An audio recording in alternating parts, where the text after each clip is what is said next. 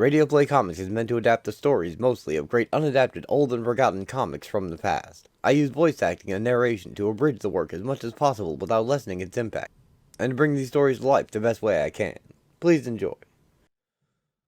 Hi, I'm Nick, and welcome back to the Fusion Space for Part 2 of Squadron Supreme. I'm going to assume everyone has watched Part 1 first, covering the first 6 issues, and this episode will pick up right where that left off and cover the final 6 issues of the run, and conclude the story. I had the entire thing scripted and recorded, but my editing time and the runtime of the video got so long I decided to split it into 2 parts, so I could upload Part 1 somewhat close to my intended deadline. Now, if it's been a while since you watched Part 1, here's a quick recap of the major events. The Squadron Supreme are an analog of the Justice League, so we have characters we feel like we somewhat know, but to whom anything can happen, and we've seen the squadron cut in half so far. After freeing themselves and the world from alien control, they took over themselves in order to use their superpowers, knowledge, and technology to create a utopia on Earth, inspired by Power Princess and Hyperion's origins and utopian societies, making them believe it was possible. The first member to quit in protest was Nighthawk, who then resolved to find a way to stop his old teammates.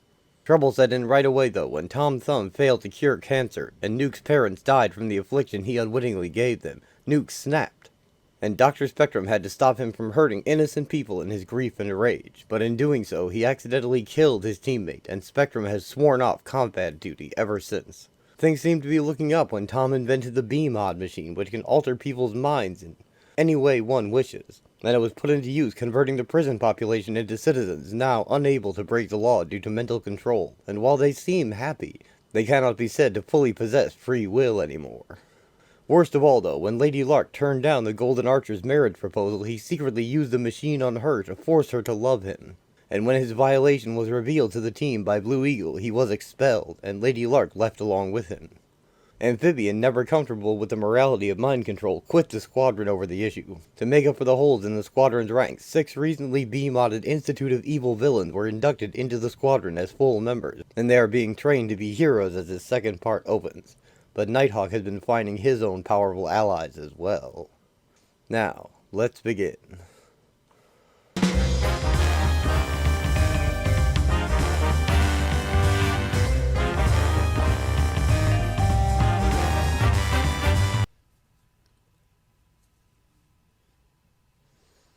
Love and Death. When Kyle Richmond was 18, his world shattered. His father, a billionaire pharmaceutical manufacturer, had just died of a heart attack, and investigation of his assets revealed the man to have made his fortune through highly unethical means. Vowing to vindicate the evil that men like his father have perpetrated upon the world, Richmond became Nighthawk, dark champion of justice. That was years ago. Tonight, Nighthawk contemplates an evil more insidious than his father's, and to battle it, he must ally himself with those who seem to be the lesser evil. Nighthawk descends on a line from a flying carpet. Sure is weird us helping out our old enemy Nighthawk like this, huh, Penny? You said it, Rem. Let's just hope something good comes of it. He enters the hidden base of Master Menace, becoming captured once he's evaded the security on his way to the throne room. Forgive me. Until I adjust the circumference of my force sphere, you are soundproofed. There. Now tell me how you located me here. Remnant told me. Impossible. I sent Remnant and his weak-kneed cronies to another dimension several weeks ago. I know. That's where I met them. You see, I had sought the aid of Professor Imam, Earth's retired Wizard Supreme.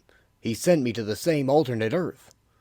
My goal was to recruit allies among the many superhuman beings native to that other world. Instead, I discovered Pinball the Mink and Remnant, my 3 oldest enemies. Captain America, one of the foremost heroes of that Earth, managed to persuade me and the 3 of them that our goals were one and the same. That we should all join forces and return to the world we had so recently left. By Imam's magic, we did. And this goal that you and the 3 miscreants share? The utter defeat of the Squadron Supreme. Huh. You expect me to believe you oppose the very organization you helped found? I quit the squadron over 6 months ago. I vehemently oppose their plan to take over America and establish a police state. If you're as well informed as you used to be, you know I've had nothing to do with the group since their so-called Utopia proclamation. I was aware of your unaccounted-for absence. Master Menace releases Nighthawk. Boop. Thanks. I was getting somewhat cramped in. So what is it you wish of me, Nighthawk? Isn't it obvious, Menace? I propose we join forces. Me? Work with you? The squadron has over a dozen members. So far, there's only 4 of us. Since you must resent what the squadron's been doing to the world as much as I do. You are right in that, but Master Menace allies himself with no one. My underlings are of my own choosing. I have no use for you or the other 3. I will defeat Hyperion and his comrades myself. Now leave my sanctum. I have no time to waste on you. I'm really sorry you feel this way, Menace. Anyway, good luck. See to it you do not get in my way. He ascends back to the carpet. So what'd the old blowout say, Nighty? No dice.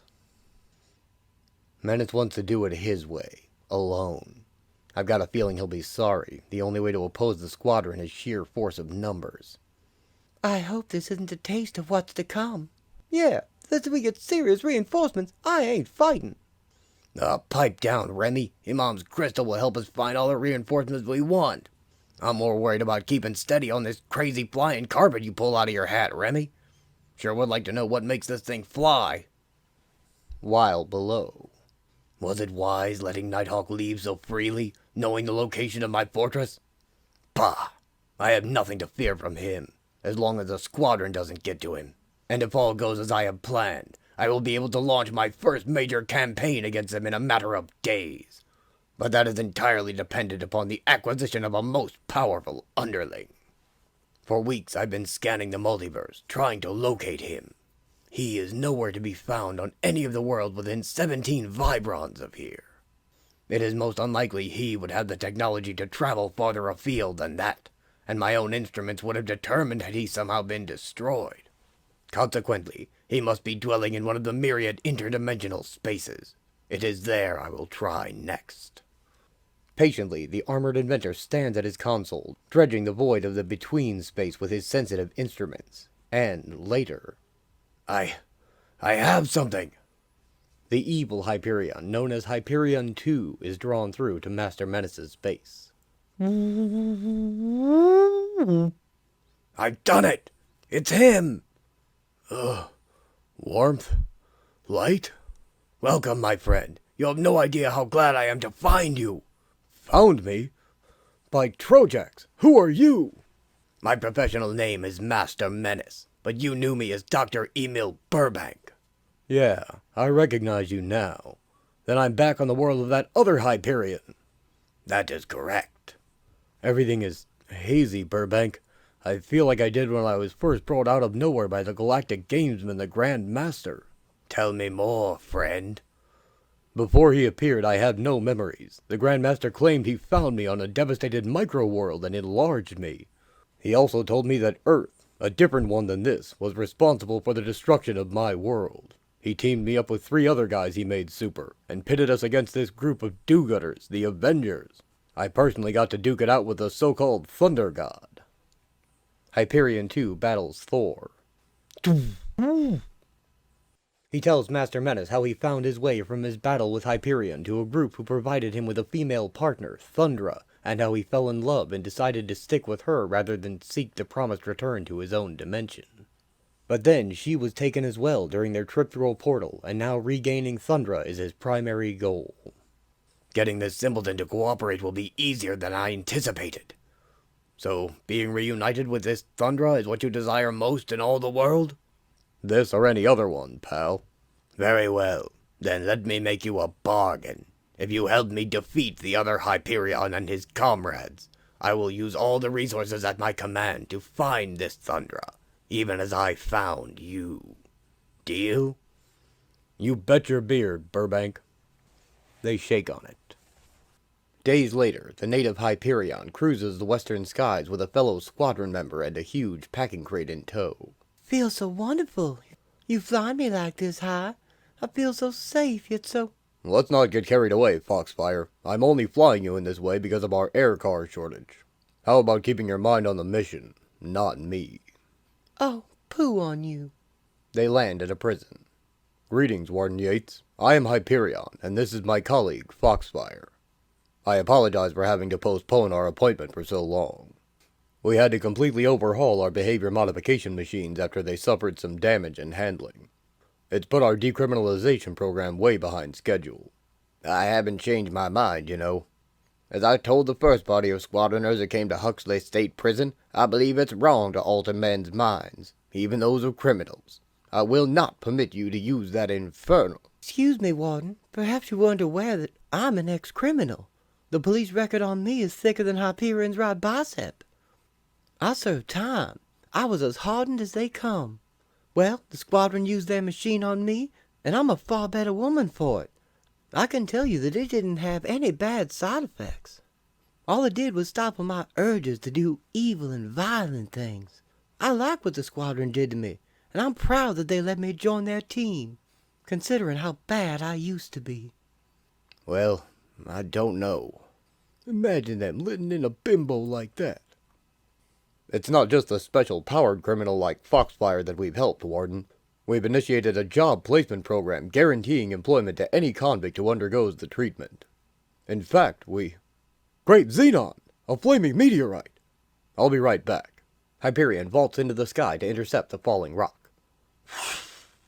As I recall, we're right on a major fault line here. If that meteorite hits, it may trigger an earthquake of unimaginable magnitude. I've got to pour on every last ounce of speed I've got. I have but seconds before it strikes the earth. My only chance is to shatter it in midair. He winds up to punch. Something tells me I'll actually feel this. But split seconds later, what happened? Hyperion suddenly vanishes. Moments after Hyperion blinks out of sight, the falling meteorite breaks to a halt in midair. And inside... I've got him! Hyperion has been dimensionally displaced thanks to my portable D-ray! Good shooting, Burbank, though I wouldn't have minded having another crack at that imitator. Quickly, evacuate the ship while I detonate the outer shell. Remember all I briefed you on, and follow our plan to the letter. Right. Don't contact me until it is utterly safe to do so. Oh yes, remember, the behavior modification machine. I want that more than anything. Right. See you later, Burbank. It looks like Hyperion 2 has smashed the meteorite to pieces. Burbank didn't waste any time blowing the outer shell. Guess the explosion ought to keep anybody from noticing his ship's getaway. Whoa! Hyperion did it! Smacked that fireball right out of the sky! You know, I could have sworn that meteor paused a moment in mid-lunge. That was probably just Hype using his atomic vision on it or something. That was one heck of an explosion. I know the guy's supposed to be tough and all, but is he that tough? Relax. Hyperion's the strongest man on Earth. Maybe anywhere. He can take it. But a half hour later... He still hasn't returned. Warden, do you have a helicopter I could borrow? This way, please. And soon. There's where the burning fragments hit. I'll take us in closer. The chopper finds Hyperion 2. I see him. He's just... Be on the ground in a minute, lady. Took their sweet time coming to look for me. I can't believe it. He's been hurt. Hyperion's been hurt. I've got to call for help. Foxfire to Squadron. Hyperion's been injured. That's right, injured. Pick us up quick. We're 3 miles south of Huxley State Prison. We'll go, Fox. Don't worry, Hype. You're gonna be okay. Playing dead's kind of fun. This babe ain't one of those I met before, but she's some dish. An hour and 45 minutes later, the changeling Hyperion lays in the emergency room of the Squadron City Hospital complex. So what's wrong with him, Doc? Obviously, he's suffering from a concussion, Thumb. My instruments can't detect any physical damage, however. But that may be because they're designed for human physiology. I thought he was invulnerable, Princess. So did I. No ordinary impact could have caused him to lose consciousness like this. There must have been something peculiar in that meteorite to affect him so adversely. Well, I'm in their secret hideout, and this coma routine is getting to be a drag. Guess it's time to come to. He's stirring. Where am I? Who are you people? He feigns memory loss, and the team takes him at his word. At the team meeting. We're all going to have to work overtime to make up for Hyperion's absence. As second in command, I will be assuming squadron leadership in the interim. Well, that's it. We'll forego tonight's meeting. See you all at roll call tomorrow. Nearby, Hyperion still rests in the hospital. So far, Burbank's scheme is working like a charm. No one here suspects the switch, and this amnesia ploy covers up for anything I don't know. Footsteps. Someone's coming. Zarda enters. Oh, Hyperion. I thought you might be sleeping.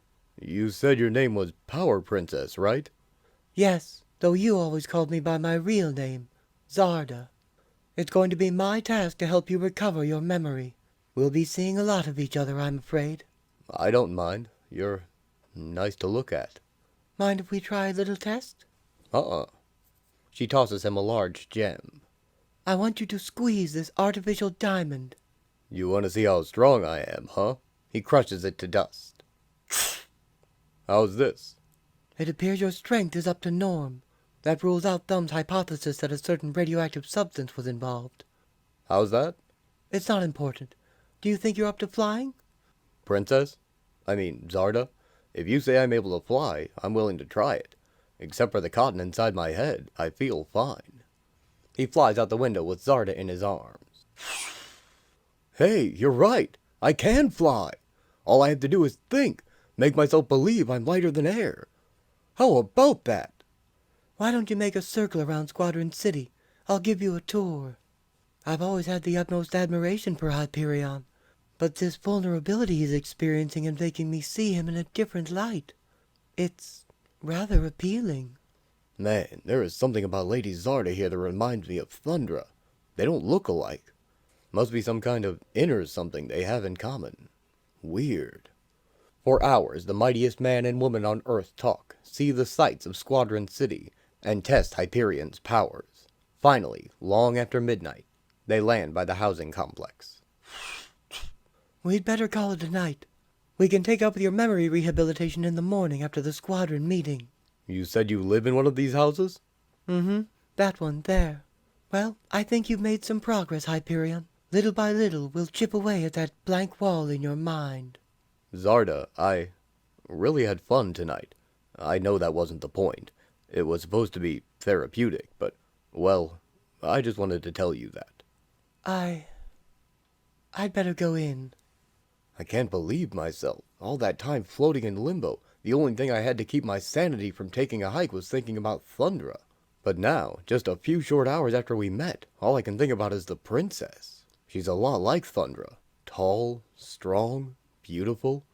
But there's a softness, a sweetness in her that I never saw in Thundi.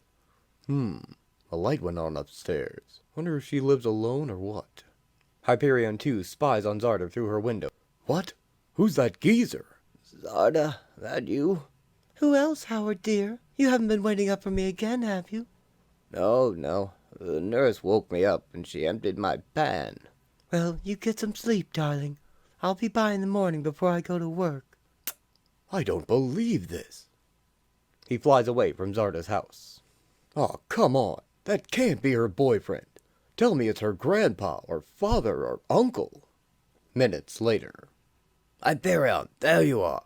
I was making rounds and I thought you... Power Princess thought some fresh air might jog my memory. Oh? No such luck. Say, Doc, I've got to ask you something. That man Power Princess lives with, who is he?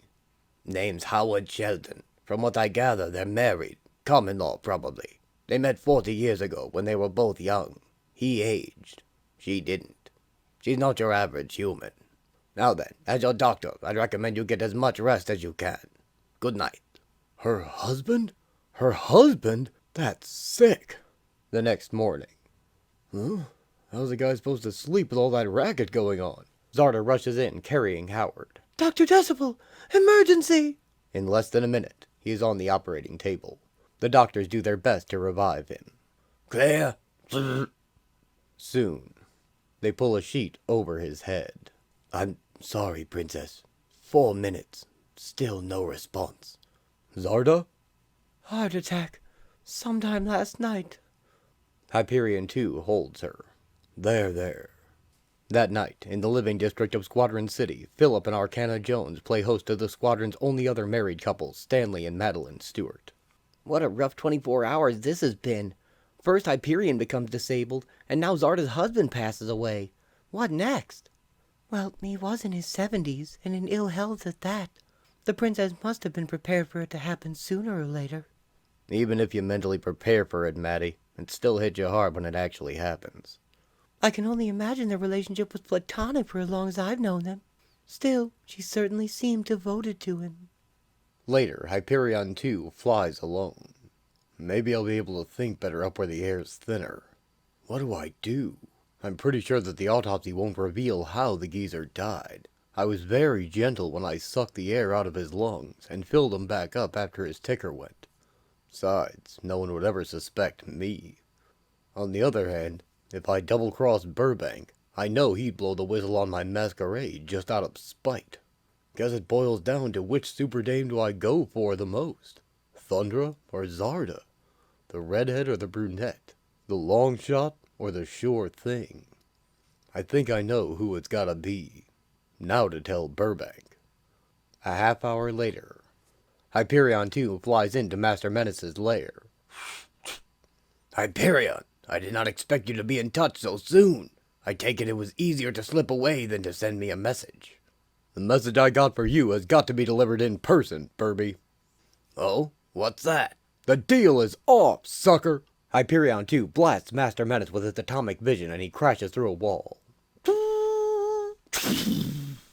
His strength is phenomenal. That blow sent me through a steel-reinforced concrete wall. I don't have the slightest idea what deal with the squadron he could be referring to, but I do believe he wants to see me dead. That unmitigated fool! I had so much hope riding on this scheme. Wait, he's followed me in here. I must get up quickly. Hold that pose, Burby, baby. I'm gonna take one of these useless metal knickknacks of yours. Hyperion 2 tears a huge machine out of the floor. And pound you into paste. Even if my armor's force field holds, he'll destroy my entire laboratory in an effort to get to me. All of my work, all my resources will be wasted. My only chance is to use my dimension machine to escape. I can return after he is gone, provided my apparatus is left reasonably intact. Master Menace escapes to another dimension just before the metal crashes down. Burbank? I'm not sure, but I thought I saw him blink out just as I smashed him. No matter. If this mess used to be the dimension machine that brought me here, it ain't gonna be bringing anybody anywhere anymore. I'd better get back to Squadron City before I missed. Zarda, baby, hope you're dreaming about me. He flies out of Master Menace's face. The next day, at sunrise, a simple funeral service is held for Howard Shelton, attended by the 13 members of the squadron and their families.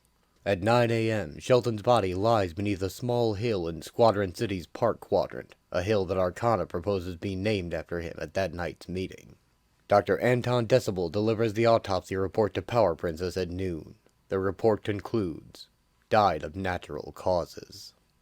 4 days later, Zarda convinces Hyperion that he has been sufficiently coached to handle a public appearance. At the Rand Federal Penitentiary, Hyperion gives a creditable performance. And finally, 1 week after the funeral, on the beachfront of Lake Supreme, Zarda yields to an irresistible force. Hyperion 2 and Zarda kiss. The Clash. The wizard stretches his legs patrolling the city. The police try to stop some bank robbers with their new non-lethal pacifier pistols, but the crooks have gotten hold of some of Tom's force field belts and continue to escape. Luckily, the wizard comes across them. But his attempts to knock them down are also repelled. Once he knows they've got the belts, though, he is able to dribble them like basketballs, and he brings them back to the police. Tom Thumb and new squadron member Shape tour a munitions factory that's being converted to make force field belts, providing new and good jobs for the area, and the wizard joins them. One time zone to the east, 3 other squadron members are touring another sort of factory. Here, the chemical compound used in gumdrops, the popular term for the new pacifier pellets used by law enforcement officials to tranquilize lawbreakers, is synthesized. Apex directs the workmen from a floating car. And that will prevent sludge from accumulating at the bottom of the tanks? Yes, provided you keep them at an even 65 degrees Fahrenheit. Let me see your temperature gauges. Still can't figure out why we have to hang around, Eagle. Apex is the only one of us who has a clue what's going down here. For all I know, this is where they make sewage. Hey, sweet thing, how's it going? A young woman seems frightened by Quagmire's pleasantry. Quagmire, I want to talk to you outside. Now! And, Didn't I tell you before we came that if I caught you squirreling around just once, you were going to be in big trouble? yeah, you told me. All I did was smile at her, be nice, so what? We're here to make a good impression, Quagmire, and that's impossible to do the way you look and act. Look, Eagle, I know you don't dig me, okay? But I didn't do anything wrong. Thanks to the behavior modifying you guys gave me, I can't do anything wrong. Blue Eagle snatches his cigarette and punches the former villain. Suppose you slugging me out in public is good for the image, huh? Thanks to your programming, us ex-cons can't even think of hitting you back without puking. Why don't you kick me while I'm down here? Blue Eagle flies off. Don't know why I let that punk get my goat so bad. Or maybe I do. I've been out of it ever since Lady Lark quit the squadron. She and I had something good coming along, until her jealous ex-boyfriend used the B-mod machine on her. I just hope that someday she comes back. 15 minutes of rigorous flying and the Blue Eagle works out his frustrations. Then, as he returns, he sees workmen carrying others outside. There you are, sir. Come quickly. There's been an accident. A what? Apex, what has happened? We were replacing a conduit when a vat was accidentally punctured. The highly concentrated tranquilizer gas escaped. Lethal dosages. Quagmire ran in and he pulled 30 people to safety by himself. He did? How is he? I don't know. He's taken a lot of gas. If I hadn't been joyriding, I'd have been here to help. Quagmire wouldn't have had to. Where's the nearest hospital? I'll fly him there myself. Meanwhile, several hundred miles away at a hospital facility in the midst of Squadron City. I really don't know why Power Princess insisted I examine you. You don't look the least bit pregnant to me, Arcana. I'll let you in on a little secret, Dr. Decibel. Arcana drops the illusion. I'm keeping my condition not so obvious with a little of my patented hocus pocus. Oh, I see. My last pregnancy, all the squadron treated me like I was made of glass. Not this time around. And, after the routine checkup, I'm still not sure you should be hiding your pregnancy from the others like this, Arcana. Oh, posh, Doctor. I'm an old hand at this. This is my 4th, you know. Don't worry. Arcana made me promise not to tell the others how far along she is. Because of the behavior modification I underwent, I must obey her, against my better judgment. Bye. And about 100 miles from Squadron City, Hyperion 2 continues his charade, flying with Doc Spectrum and Lamprey. I've got to admit, crisis intervention is more interesting than the usual work assignments we get. Hauling something someplace, supervising this or that. What say, Hype? Say, Spectrum, Lamprey, I don't mean to be unsociable, but mind if I fly on ahead? We couldn't stop you. He blasts ahead of them. He sure knows how to leave us eating his vapor trail. Think that's fast? How about how fast he moved in on Power Princess after her old man kicked? I'd almost swear he's a changed man. You and me both, pal. As an energy siphoner, I'm pretty sensitive to that stuff, and I'd almost swear Hype's energy don't feel like it used to. But since I've been B-modded to be loyal to the Squadron, and the Squadron believes him to be the real thing, I can't even voice my suspicions. This good guy stuff is providing me the time of my life. Hyperion 2 flies into Zarda's window. The public adores me, the squatters all respect me, and best of all, Power Princess loves my big bad bod. Hey Zarda, knock off that executive busywork already. Your lover man's back. Hyperion, how many times do I have to tell you? Not while... I'm on... Oh, you... Come on, just a quick one. Then I'll go take a shower and get dressed for dinner. He lifts her into a kiss. Hi. Foxfire walks in on them canoodling. Hey, Power Print. Whoop, sorry. Now look how you've embarrassed me. How am I supposed to lead this team with... Catch you two later. Have fun. Oh, Zarda, you know I can't help myself. Besides, Foxfire won't tell on us. Thanks to her programming, she can't. Whatever am I going to do with you, Hi? Never in my wildest dreams would I have believed you could be so lovably impetuous. Now get out of here. I have work to finish up. We can see each other tonight after the meeting. While, at that very moment, the real Hyperion looks helplessly on from a phantom dimension, out of phase with reality. He tries again to rejoin his reality, but again he fails. Finally, he finds Master Menace hiding out here following Hyperion 2's attack on him. I wish I'd brought more. Oh no, I was afraid this might happen. Menace! Hyperion! Fancy meeting you here, eh? Alright, creep. I should have guessed you had something to do with this. He tells Hyperion about his plan to replace him with his evil duplicate, and how that plan went awry when he was betrayed by him and was forced to escape. I intended to return as soon as it was safe, but try as I might, I can't get my remote controls to respond. I gave my circuitry a total systems check. The problem's not here. That cursed turncoat must have wrecked the main projector. Now without my power source, I'm helpless. If I weren't so angry about this, I'd laugh at the irony of it all. Wait a minute. What kind of power source do you need? I know what you're thinking, Hyperion. You're wondering if your atomic vision might be sufficient. As much as I am loath to admit it, it just might. Rich, isn't it? Us two old enemies forced to have to work together to escape our mutual dilemma? Let's not waste time, Menace. What do you need for me to do? Not so fast, Hyperion. Before anything, I want to make a pact with you. In exchange for my help, I want you to swear that when we return to Earth, not you, nor any squadron member, past, present, or future, will use your behavior modification device on me, or abridge my freedom in any way. I can't promise that.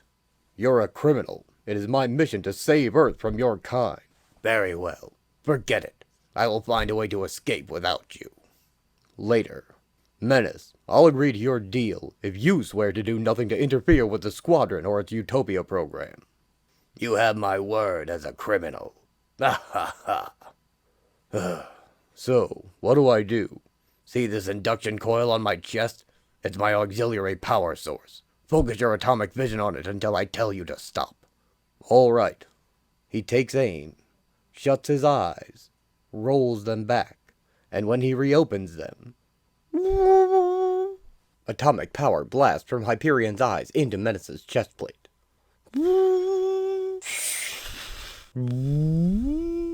That's enough. Stop! They're overheating! That ought to be sufficient to activate my portable D-ray and let it home in on me. Oh, no you don't, Menace. You're not going to disappear without me. Diving, Hyperion grabs the villain before he fades away, and both are returned to the regular world. Whoop! We're back! That's my laboratory below! So long, Menace, and thanks for the ride. I'd help you to the ground, but I wouldn't want to risk abridging your freedom in any way. Hyperion flies off at top speed. Hey! Ah! He knows that my armor can protect me from something as trivial as a fall. Such an indignity. No time to waste. That false Hyperion has killed once already. No telling what else he's capable of. He's going to pay dearly for what he's done. Dearly! And 450 miles ahead of him, in the squadron's meeting room. Doesn't respond to any treatment so far. He's in a deep coma. Brain activity is minimal, but Quagmire's a hardy fellow. I pray his condition will improve once he metabolizes more of the toxin. Apex, you concocted the pacifier compound. What are the levels of toxicity? The fault is not in the product, Power Princess. He took a dosage over 100 times what is used in a single pellet. Even they can start looking for an antitoxin if you want. Unlike Quagmire to pack it in by overdosing on something mellow. The poor slob. Hyperion crashes through the wall. Okay, imposter. Outside! What is... Uh-oh. Ah! Hyperion slugs the imposter, knocking him out through the roof. Squadron, the Hyperion who's been sitting among you this past month is an imposter. I'm the real one. I'll explain everything after I've defeated him. Do me a favor till then, and stay out of my way. Imposter? No! It can't be! Squadron, scramble! The team followed them outside. Divide into teams. Search for them. I never heard Zarda so grim. Arcana, what that second Hyperion said, could it possibly be true? I really don't know, Zarda. But I do know that if it is true, Zarda is in for a lot of heartache. Excuse me, Princess. I suspect that the intruder is the real Hyperion. I am an energy expert, see? And the Hyperion who's had amnesia has felt strange to me all along. I couldn't say anything before this because I was mentally prohibited from betraying a squadroner. Now I'm sure it's not a squadroner I'm talking about. Zarda is disturbed by the implications of Lamprey's revelation.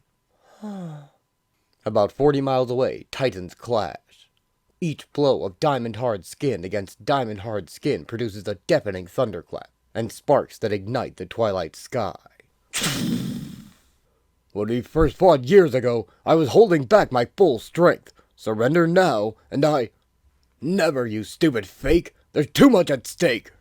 Remember this then, imitator. Whatever you get, you asked for. Their blows collide with titanic force. Ugh, our strength's pretty evenly matched. He's a good fighter, too. I guess on his world he had some sparring partners he could go all out with, while I... Ooh, there's just no way I'm gonna lose this, creep! Hyperion 2 punches the original into a mountainside. One lucky punch means nothing, fake. As long as there's breath left in my body, I'm going to fight you, and you'd better get used to the idea of losing right now. Big talk.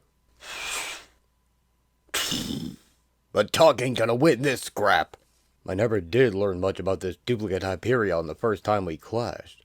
How in the world did there get to be someone who looks so much like me, matches me power for power, strength for strength? I wonder if he himself knows his origin, or if he's like me, a foundling without a past. Climbing up on me, huh? No energy to spare for idle boasts or threats? Ha! No time to speculate now. I've got to win this one, for the sake of the world! They slam into Mount Rushmore, and the rocks bury them. Hyperion is punched out of the rubble. Ooh! He slams into the rock. Ugh! I always considered myself pretty much invulnerable, but the term is a relative one. Up against someone of equivalent strength, I'm not as impervious to harm as I might have hoped.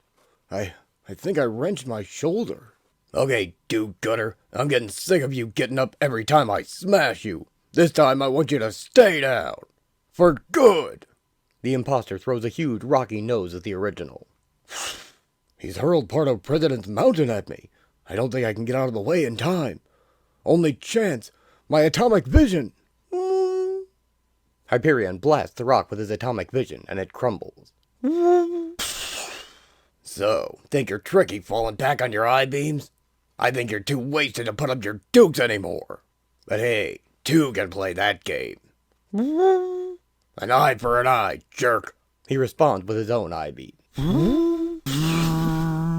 And a few miles south, Spectrum writes in the sky, must be them. Zarda, that glow in the distance.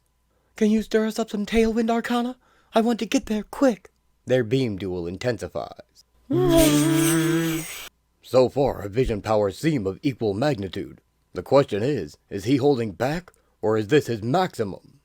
Give it up, chump. I'll beat you with the atomic light show, same as I beat you with my knuckles. I can keep this up all night. Can you? The discharge. It's accumulating. Growing larger. Hyperion pours on the power, overwhelming his duplicate. It is them! Wither, get back! His atomic vision is radioactive! Hey, thought I heard my babe's voice, but I dare not take my eyes off this bump for a second. Give up, imposter. I'm winning. If the atomic fireball reaches you, you're dead. Never. I'm better than you. I know what life's about, while you haven't a clue. I'd die before I give up what I've got now. Hear me? So you gotta kill me, or I gotta kill you. It's the only way. Get me? His eyes explode when the blast reaches him, and he falls. My eyes, they burst.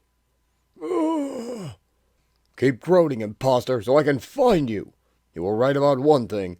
There can be only one of us who walks away from this. You've got to pay for what you've done, with your inhuman life. Hyperion, blinded by his exertion, finds the double and pounds on him. No one makes a mockery of me, do you hear? Do something, someone! Lamprey, drain his power before he... Sorry, Princess, I can't. He's a squadron member, and you programmed me not to be able to leech off any squatter. No one uses my reputation to conceal murder and lust. Stop it, Hyperion! Get away from him right now! Let me try, Zarda. Dr. Spectrum wraps his hands in energy. What? Who dares? Good grief. Can't hold him back much longer. I mean it, Hyperion! Back off now! Zarda? Is that you? What's happened to me? I feel so dizzy. Can't see anything but spots before my eyes. Zarda, that thing! It killed your husband! It's not really human, just a... He stopped resisting. Thank God. Zarda, that you? I'm sorry for all the trouble I caused. It's true. I did kill your Howard. I'd have done anything to keep your love. Please, forgive me. I love... The dying gasp of the Hyperion duplicate is borne away on the night wind, even as the pseudo-organic matter of its body liquefies in Zarda's arms. Soon the canyon is silent, save for one woman's gentle sobs.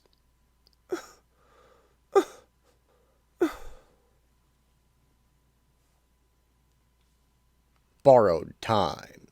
Squadron City Hospital Complex Operating Theater. Hyperion is undergoing laser surgery to attempt to repair his damaged eyes. Okay, Hyperion. Now we'll do the other eye. You can blink if you wish. It will take a few seconds for the laser to recharge. I don't need to blink, Doctor. Then here goes. Never before has Hyperion felt so helpless, so dependent. The feeling disturbs him profoundly. Observing the procedure is another person who has been profoundly disturbed by recent feelings and events. She is Zarda, Power Princess. What am I doing here? I have so much work to do running the squadron's day-to-day affairs. I can't afford to. I don't know what to do, what to think anymore. Since my husband Howard died, I've been on such an emotional roller coaster. At first I thought I'd never love again, but then Hyperion began to give me signs that after years of working together as colleagues, he was interested in deepening our friendship. Maybe it was wrong, too soon, but there was such an awful void in my heart. For 3 weeks I felt young, excited, truly alive again. Then a second Hyperion appeared, claiming that the other was an impostor, that the man I loved had killed my aged husband. Even as the two Hyperions fought, I could not bring myself to believe it. But when the Hyperion who had romanced me lay battered and broken on the verge of death, he confessed it was true. He had murdered Howard to gain my love. I didn't know what to feel anymore. At first I hated the real Hyperion for ruining my happiness. But eventually I realized I only loved the impostor because I thought he was the real thing. That's it. But the real Hyperion has no special feelings towards me. So, Dr. Decibel, will I get my sight back? We won't know that until the bandages come off in a couple of days. The new squadron member Foxfire reviews the team's informative film records. That's all they have on me? Gee, I would have thought my file would have been longer than that. I'll have to update it a bit. Now, seeing as how I got nothing better to do, I think I'll punch up the file on that Scarlet Centurion bozo. He is the dude responsible for getting me together with the other institutors, after all. Always wondered who he was. Entry S-101, the Scarlet Centurion. Real name unknown. Tyrant living in the 41st century with the capacity to travel through time. First known journey to 20th century Earth on 9/14/70. Armed with a chronal displacer, he wreaked havoc on Cosmopolis, sending objects of iron and other mineral resources to his home time era. He was opposed by the original squadron, and driven from this time. The Centurion attacked a second time with an army of heavily armored commandos who, upon defeat, forfeited one of their time travel devices. It was analyzed by Tom Thumb and became... Dr. Spectrum sneaks up on her and gives her an energy blindfold. Guess who? What? She destroys it as she turns. You sneaky! Whoa! Oh, Doc Spectrum, I didn't know it was you. I wouldn't have reacted so offensively if I'd, I've been programmed not to fight any of you squatters, but I didn't know. Relax, Foxy Lady. No harm done. And remember, I told you to call me by my first name, Joe. Now then, if you're done with your studying, how about helping me scrounge up enough folks to get our poker game going? Don't know about you, but these Sundays off are about as interesting as one of Tom Thumb's science lectures. Well, Joey, if you're really bored, I can think of another recreation activity I'm really in the mood for. She winks at him. Oh, yeah? And back at the hospital complex, Blue Eagle checks in on Quagmire. Still hasn't budged since I looked in on him yesterday. Come on, Quagmire, when am I going to see some signs of progress? What a laugh. Me, Blue Eagle, the original Mr. Straight, checking up on a punk like him like some mother hen. But, then again, it's my fault Quagmire's in a coma.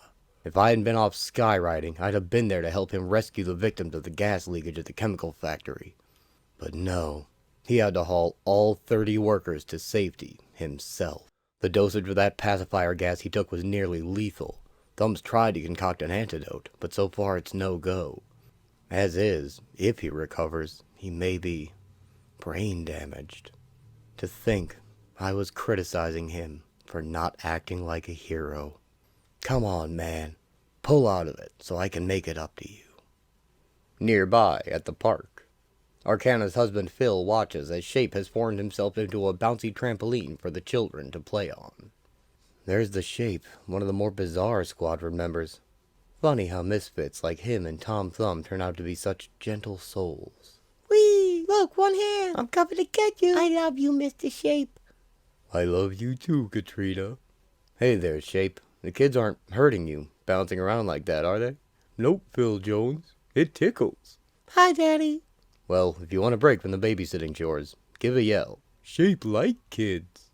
And in the laboratory complex in Squadron City's industrial quadrant. You know, Xena, this little contraption is going to save the squadron's backside. How so, Tommy? Well, you know, the squadron has a year to make good its promise to solve all of America's problems, right? Well, of all the technical stuff I've tackled, the problem I've had the least success with is the curing of disease. That's where this hibernaculum comes in. If I can't figure out a way to cure folks, we'll just freeze them until such a time as we do. Now all we have to do is get the American public to go for this stopgap measure, and we'll be all set. Working with you like this, Tom? Well, I've never known anything quite as fulfilling. If only I were human, how I'd like to. I appreciate the help, babe. There's so blamed much to do, and so little time. I don't know where to... Tom, are you all right? Yeah, I'm fine. Gonna get some cough syrup. Keep working. I'll be back in a jiff. Take care of yourself, Tom. And in Tom Thumb's private office. Tom, I don't want to pester you about it again, but... I know what you're gonna say, Ada. Well, I still think you should tell somebody about your cancer. Maybe someone could help you. Look, nobody knows more about cancer than me, and even I don't know how I got it, or how it can be cured. I know you mean well, darling, but I must have told you 100 times. I don't want the squadron knowing I'm dying. None of them could do anything for me I haven't already done, except pity me. And that's the one thing I couldn't stand. Now, let me just rest a bit, but wake me up in half hour. I don't want Apex to think I'm shirking. And as the diminutive inventor collapses into a fitful sleep, Ada's video sensors gaze at him unblinkingly. The image of her creator in death-like repose activates her reasoning circuitry. Her prime directive is to serve her creator. To serve him, she must obey his every spoken command. He has forbidden her to inform anyone about his condition. To disobey may cause grievous damage to her artificial intelligence system. To obey will result in Tom Thumb's inevitable death. What's a computer to do? Ada turns on the monitor in the main lab. Boop. Apex, there is something I must tell you. Nighthawk continues to gather allies with his team aboard the flying carpet. He's definitely the one the power pyramid detected, all right. Hey, how's it going, pal? We come in peace. I'll do the talking, remember? Oops. And as Nighthawk, former member of the squadron, tries to convince the huge, powerful figure to join his band of renegades back in Squadron City. Tom, wake up. It's me, Apex, Xena. So weak. So tired. Just let me... Tom, I found out about your cancer. We must do something, and quickly. What? How in blue blazes did you find out?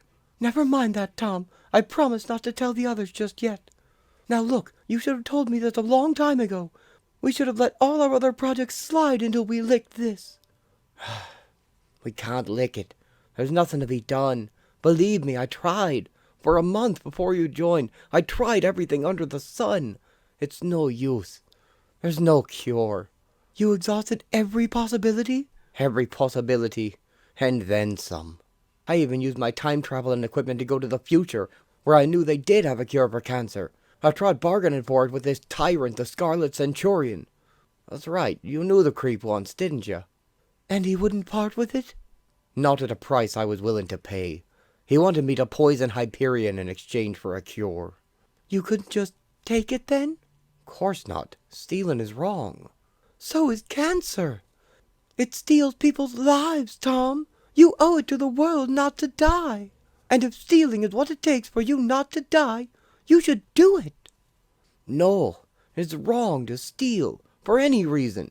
It is absolutely against my moral code to... Oh man, what can I do? I don't want to die. Is there no other way? Do it, Tom. Go back there, get what you need, borrow it, analyze its ingredients, then return it. That's not really stealing, is it?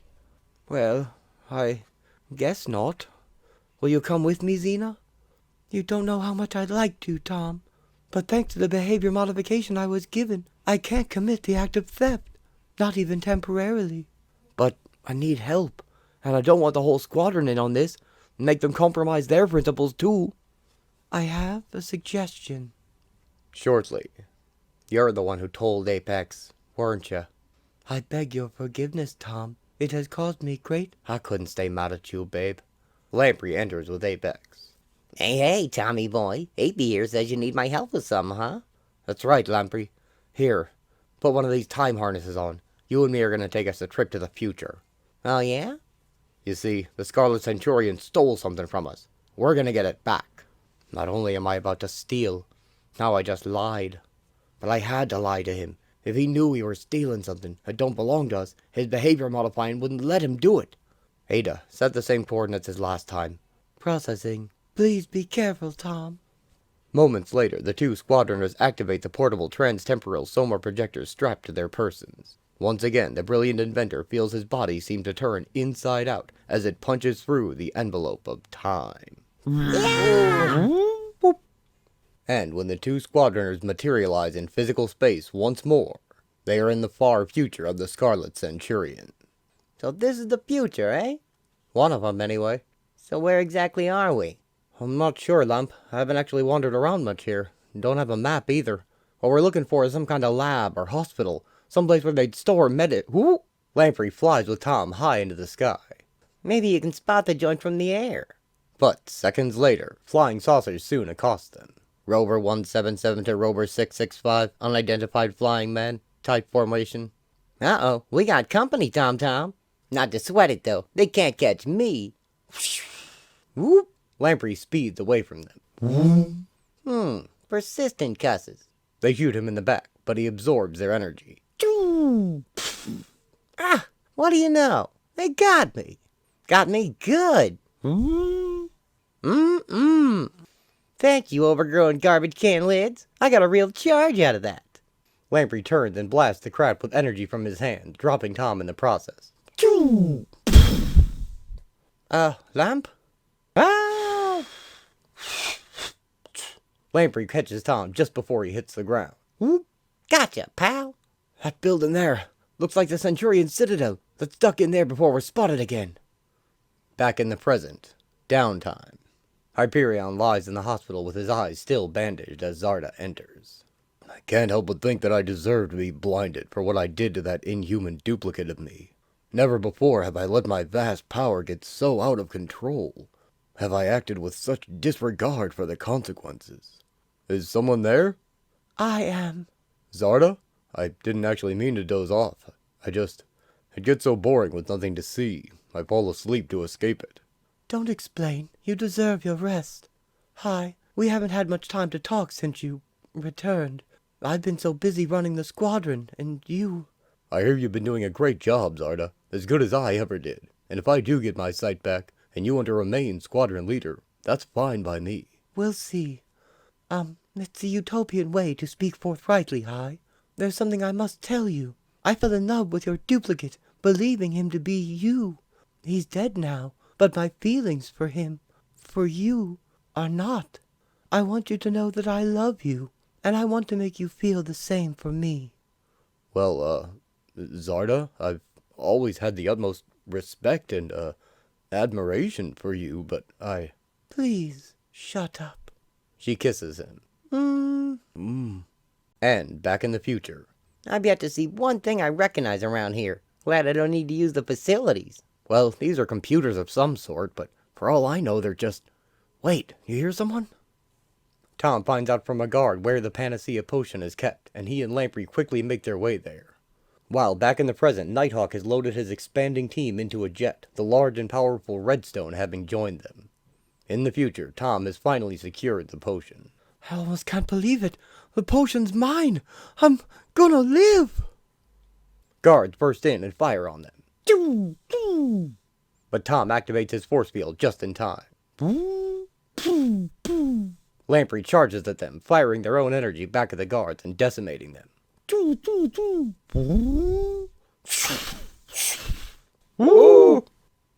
You guys can dish it out, okay? But nobody does it better than Lamprey. My playmates pooped out on me, Tommy. So what say we take what we came for and split? Wait a minute, Lamp. Look at the mess we made. Except for the vial protected by my force belt, all the other containers here were smashed in the fight. So I'm a sloppy fighter. So what? So, what if I've got the last remaining bit of Panacea potion? Sure, they must have the technology to whip up some more. But what if people die before they do? Do we dare risk taking the last remaining sample? Oh man, why do I have to be put in this position? We went through too blamed much to go back empty-handed. I'm gonna take it. I just pray that no one dies because of this. Activate the retrieve mechanism on your time harness. Okay. They vanish, returning to the present.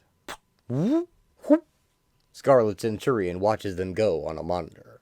How amusing. I was wondering how long it would take before Tom Thumb would decide to go after the potion a second time. If only the past did not have so many variables and blank spots.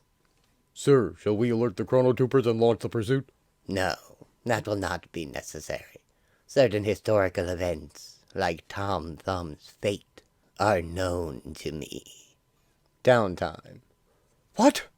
This can't be. What is it, Tom? What did your spectrographic analysis of the Panacea chemicals say it's composed of? It says it's nothing more than penicillin and a few complex vitamins.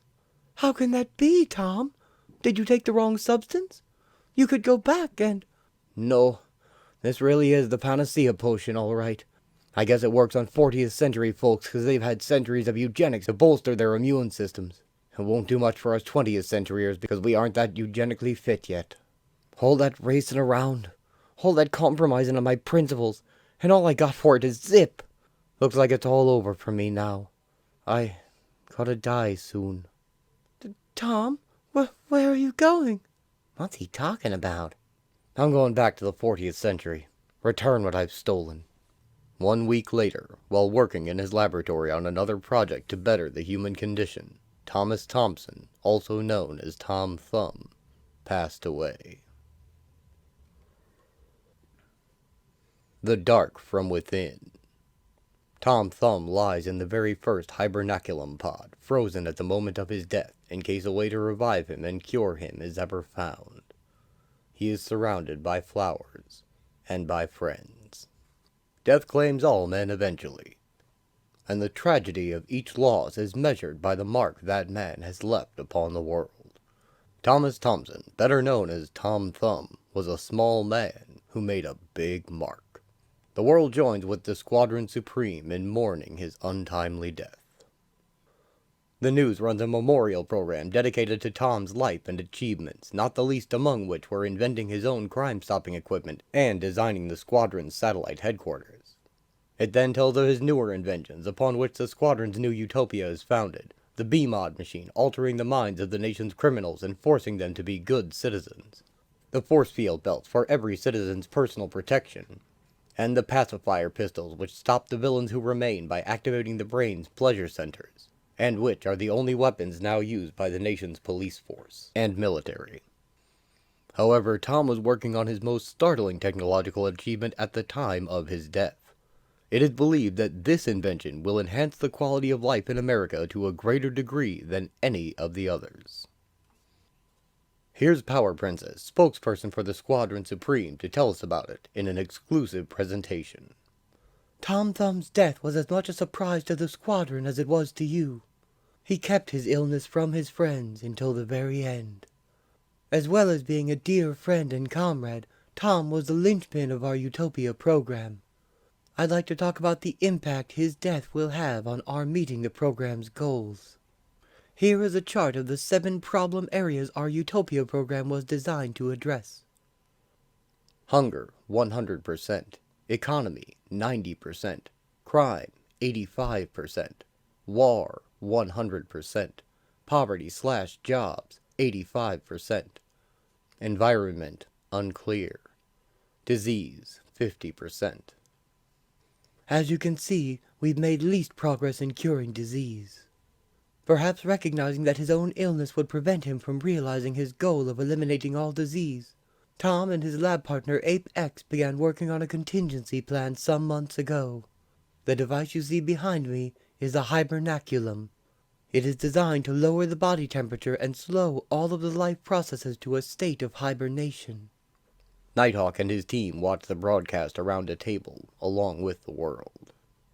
While we do not now have the knowledge to cure all disease, with the Hibernaculum we can place the ill and injured into a life-suspended state until such time as we do have the knowledge to cure them. Even as we speak, factories are being converted to mass-produce Hibernacula. Within a month, 10,000 Hibernacula will be fully operational. Also being manufactured are life watches like the one in my hands. They are portable solar-charged devices designed to monitor the wearer's vital signs. In the event of death, the watch will send out an electronic signal to a central terminal manned by specially trained crews of Hibernetics. These Hibernetics will retrieve you no matter where you are, and place you in a Hibernaculum. In the future, when we, or our successors, find a way to cure your cause of death, you will be revived. Plans are currently being made to build huge Hibernacles, depositories for the Hibernacula, in every major city in the U.S. A prototype has been built here in Squadron City, and one is under construction in the nation's capital. Tom Thumb, the principal architect of this bold venture into life extension, is dead. But thanks to the technology he has created, he will be back someday. And when medical advances permit him to do just that, I think he's going to be more pleased to see the great multitude of you given a new lease on life than he'll be to have renewed life himself. He is that kind of guy. Finally, I'd like to announce that there are vast career opportunities in the exciting new field of hybermedicine available to you, the general public. Be sure to see... Kyle turns the TV off. Don't know about the rest of you, but I've heard enough. Real clever how they turned Tom's death into propaganda for their new program. You said it, Nighthawk. There's still no mention of why Hyperion is taken to wearing those high-tech sunglasses, or if it has anything to do with why the princess has taken over squadron leadership. You really think the public's gonna go along with this freeze-rated cheat death baloney? I've noticed that Quagmire hasn't made a public appearance in over a month. That's real odd. They also haven't explained how President's Mountain got demolished. Okay, people, let's table the speculations for a minute and get down to business. Namely, how the 10 of us are going to overthrow the squadron. Late into the night, the secret band of superhuman rebels organized by former squadron member Nighthawk discuss strategies. The next morning, in Squadron City, the Squadron Supreme gathers for morning roll call, totally unaware of the existence of the rival assemblage and half of the individuals who comprise it. Then, to review today's work assignments, Spectrum and Foxfire go to Capital City to supervise the construction of the Hibernacle. Eagle and Lamprey go to the Pavlovia Decriminalization Institute. Whizzer and Shape go to the Civil Service Center in Cosmopolis. Hyperion goes to assist in the restoration of President's Mountain, and Arcana and I go to Herculania for a meeting with the American Medical Association. That's it. See you all tonight. Hey, Spexy, how'd you work it out so we got paired off again? Trade secret, Fox. Looks like we got another snoozer, huh, Eagle? Say, Apex, could I talk to you a minute? Certainly, Hyperion. Just a minute, Arcana. I'm having a bit of a problem with these image simulators you made for me. Whenever I'm near a powerful electromagnetic source, the picture gets very distorted. Let me see them. He hands her his glasses. Beneath them, his eyes are blank white voids. Oh, I think I see the problem. The capacitor on the left center grid is out of alignment with the right one. I should be able to adjust it for you in a jiff. Wait, without them I can't. Relax, Hi. Zarda takes him by the arm, and Hyperion has tea with Zarda and Arcana while Apex fixes his glasses. If he thinks being blind is bad, he ought to feel what it's like to be a legless mutant ape. Hello, Ada. How's the replication going? Slowly, but surely. Mind if I check a few of the memory loops? Not at all. Oh, Tom, I miss you so much. I can't wait for them to cure cancer to have you back. I just pray this robotic simulacrum can capture the essence of you. And in Squadron City's hospital facility, Dr. Anton Decibel makes his morning rounds. One wouldn't think a city of 1,000 inhabitants would have so little to keep a full-time physician busy. Careful, Anton. Boredom is what fostered a proclivity towards criminality, remember? Not that there is any danger of that happening again, given my behavior modification.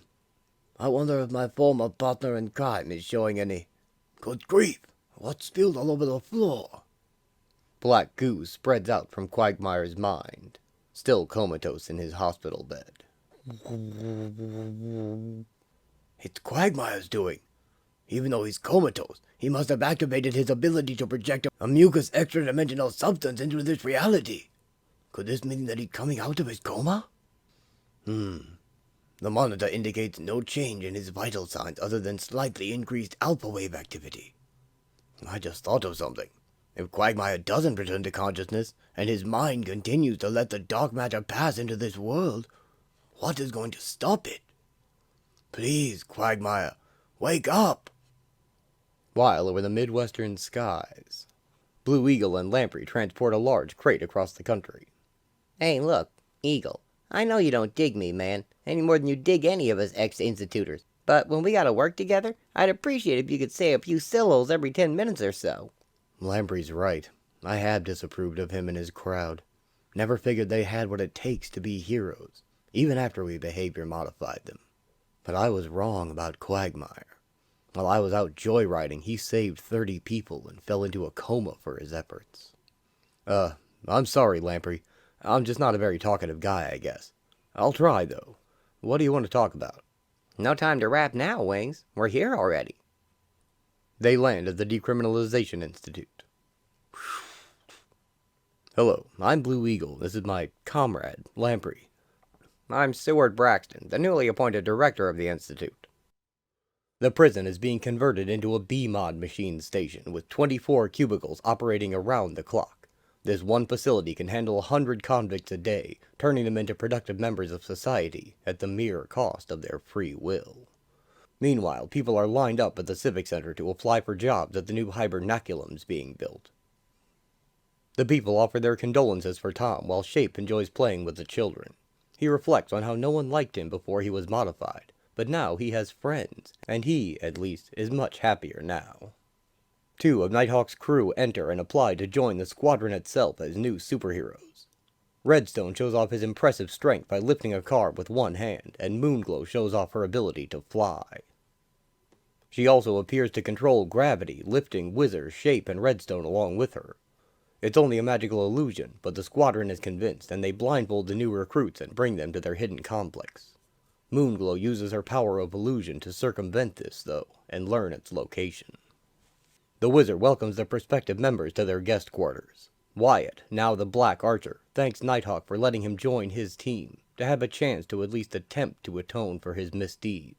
And Kyle tells him that everyone is in need of some redemption. The news shows that their 2 agents have successfully infiltrated, and Wyatt goes to tell the others, as Kyle receives a call. Brrr. My private line can only be Master Menace. You need not go to the trouble of procuring a behavior modification machine for me from the Squadron, Nighthawk. How so? My sources inform me that they are transferring a number of the machines to an outside facility. Now that I know where to find them, I can raid the place myself. Now wait a minute, Menace. I've just placed 2 of my people inside Squadron headquarters, as we discussed. They will be able to get you the plans to the machine. Even if your raid were successful, the heat would be on you like crazy. We need you to be safe and free. There's not another person on Earth with the brains to create a counter-brainwashing device. Your concern is touching my former enemy. You have 2 weeks before I take the matter into my own hands. 9 o'clock assembly at Squadron headquarters. So now that you've met and talked with them a bit, I'd like to nominate Redstone and Moonglow for trial membership. As the only team of superhuman champions in America, it is our duty to accept into our ranks every superhuman being we find and train them how to be the best heroes they can be. I'll second the nomination, but I think we better run thorough background checks on them before granting them full membership. There's a way we can award them full membership right off the bat, which will not only spare us the time wasted in investigating their past, it will also allow them to participate in our 11th hour activities to implement the Utopia program that much sooner. What is it, Blue Eagle? I move that we use the BMod device on them, even as we did to Quagmire and the other institutioners, to ensure their loyalty to us. Now wait a minute, Eagle. It was different with institutioners. They all had criminal records. It's been a matter of principle to limit the use of the machine to convicted felons. It's the safest, most expedient way to have strangers join. It worked for me. I don't see anything wrong with it. I think all of you guys ought to submit to it if you think it's such a good thing. The 2 of them approached us in good faith. It'd be pretty scummy to betray that faith. Shape don't understand. And, after a vote is taken against Blue Eagle's proposal. I agree with you, Wings. They're gonna be sorry if they don't give the new Joes the treatment. Then it's unanimous that we let Redstone and Moonglow join as provisional members. Pending a background check Whizzer will run. If I may make another suggestion, I think we ought to start an active recruitment program. There's no telling how many superhumans may be out there who don't know we'd welcome them. All in favor of initiating a recruitment program, signify by raising your hand. Just then, an urgent message comes through. Need help? Hospital! Dr. Decibel? Within a matter of moments, they are in the air. I should have anticipated something was up when Decibel failed to show up for the meeting. The team raced to the hospital to find it overflowing with extra-dimensional goo. Hey, that looks like Quagmire's muck. What in the world? It's like a mudslide. The wizard speeds who he can to safety. There are 4 others on duty, including Decibel, and 2 patients. The black stuff is everywhere. I couldn't get anywhere near Quagmire's room. Spectrum, Hyperion, accompany Wizard back inside to evacuate the building. Everyone else remain here. This is definitely Quagmire's goop all over. Wonder if this means the old slimeball's snapping out of his coma. Foxfire, Arcana, Lamprey, see what you can do to contain this substance before it spreads further. My dry rot energy never had any effect on Quaggy's otherworldly gunk. My magics only hold sway over natural substances. This dark stuff is anything but. Leeching energy off this goo makes my nose runny and my stomach hurt. Blue Eagle flies Arcana out of the muck. Oh, thanks, Eagle. It almost sprayed me. Geysers of that stuff keep erupting with greater force. What in the world is Quagmire doing in there? Just how much more of this substance can he make? As Shape shields Foxfire and Apex with his stretchy body. Shape keep you dry, Fox. You 4, clear this quadrant of all personnel. Put the rest of the city on alert. Prepare all vehicles for total evacuation. Will do. The black stuff keeps pouring out. The hospital's half buried in it already. I wish our rescue party would get out of there. Anxious minutes later, Hyperion lifts Dr. Spectrum's bubble out of the goo, carrying the rescuers and survivors both. I did it! We're out! Good thing, too. The air inside here is almost all used up. Way to go, Hype. Guess he found his way out despite being blind as a bat, huh? Dr. Decibel and Quagmire are not with them. Lamprey, you bring the civilians to safety. Sure thing, powwow. We couldn't get to Decibel or Quagmire. The ooze gets thicker closer to its point of origin. I could probably have gotten through it, but we were all running on a very limited air supply. I know you did all you could, Hi. Come on, Wiz. Let you and me see if we can do something to contain this muck flow. I'll go get a shovel. Be back in a jiff. Spectrum formed a long retaining wall. I can make a dam to hold the stuff back, but it's pushing out with such force. Help me brace my walls, Stan. Way ahead of you, Joe. The wizard backs it up with dirt. Quagmire would never create this menace intentionally. His behavior modification wouldn't let him. Then he must be releasing it while still comatose. That's what I figure. If Decibel is near him, he's probably already dead. And judging by how the stuff keeps flowing, the whole city is in danger. It may not stop there, either. If I understand Quagmire's power, his mind creates portals into some other dimension where this dark fluid originates. Oh man, the pressure against my dam is incredible. How long can I keep it up? The bigger the hole, the more fluid seeps through. The question is, how do we close up a hole that's inside a brain? If it's impossible to awaken him so he can close the hole, there's only one other option. To close the hole, we'd have to shut down the brain that's creating it. In other words, pull the plug on his life support system, killing him. As squadron leader, I have to make that decision. Spec, it's starting to spill over the top. I know, but I can't make my dam any higher than it is. I can't see any other way out of this. We have to pull the plug on Quagmire. Come on, let's do it before it's impossible to get to. With all due respect for your strength, Zarda, I don't believe you'll be able to make it through the muck to its center. I'd feel a lot better if you'd let me do this alone. Well, all right. Be careful. You know I will. Zarda kisses him before Hyperion dives into the dark substance. This stuff reminds me a bit of tar, but it's easily 10 times as dense. I think I've had easier times swimming through molten rock than this stuff. Listen to me, making all the inane observations I can. Anything to keep myself from thinking about what I'm here to do. Kill a man. Not just a man.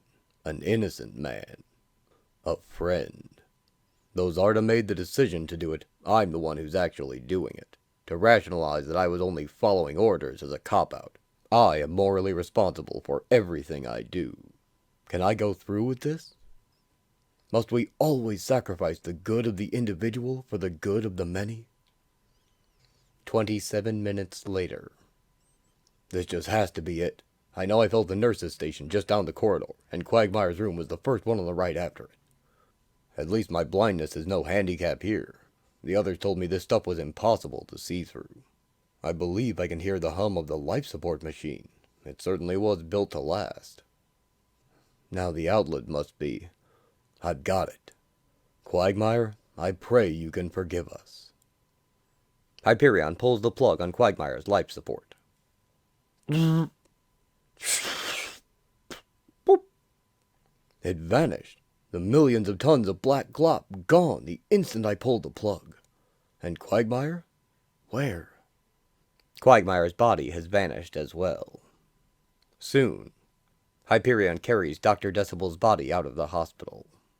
Hyperion, you did it! It worked! Mm-hmm. Decibel's dead. Drowned, apparently. Let's get him to the Hibernacle.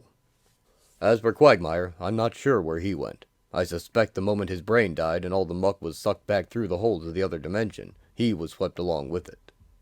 What a dirty way to die. They all are, pal.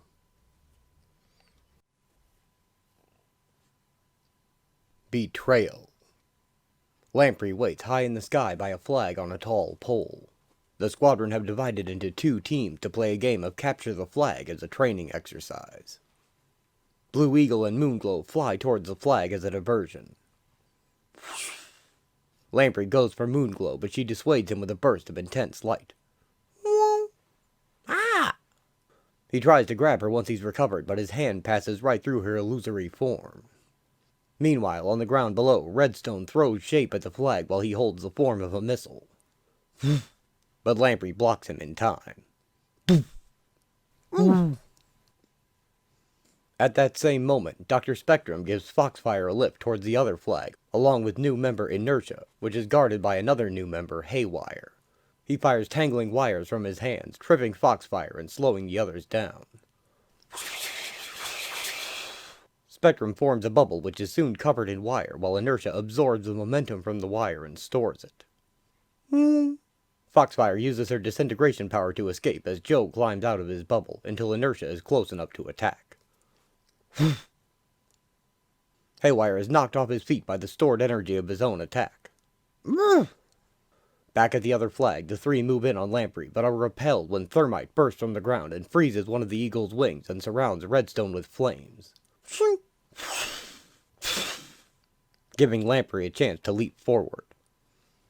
He tags out Redstone and flies at Moonglow again, but once again passes through her illusion, while the real Moonglow grabs the flag, ending the game. The other teams cease playing, and Haywire celebrates their victory. The Squadron's administration complex, the office shared by Power Princess and Hyperion. Whew, I know I'm supposed to have loads of stamina, but all this paperwork is wiping me out. If I weren't legally blind, I'd probably have eye strain too. Who'd have thought that instituting a utopia would entail this much clerical work? Be glad we only have to check over the data and not log it in. Is it my imagination, or do you sound a bit down, Zarda? Oh, I was just thinking about our Utopia program, and what it's cost us so far. Zarda looks over the statues erected to honor the fallen and the resigned members of the squadron. Already this year, 4 of our fellows have died, and another 4 have left our ranks. Remember how stable the squadron used to be? We never had a single casualty. Everything has a cost, darling. The greater the thing, the higher the cost. When you weigh our sacrifice with what the world will gain, I believe it's all worth it. I pray you're right. Fortunately, our recruitment drive was such a success, our ranks are as strong as ever. Now come on, let's get a little rest and relaxation before dinner. The 5 new members, Haywire, Inertia, Redstone, Moonglow, and Thermite, are officially sworn into the Squadron Supreme on live TV. And, despite any internal reservations they have, they all remain committed to Nighthawk's plan. Blue Eagle says again that they should have used the BMod machine on them to be safe, but Wizard reminds him it's a measure reserved only for proven criminals. Nighthawk and the rest of his team witness their success on the news. This is the broadcast we've been waiting for. They're in. After their meeting has concluded, the Mink enters Kyle's office. I wish I didn't feel like I was condoning conspiracy and treachery and lawlessness.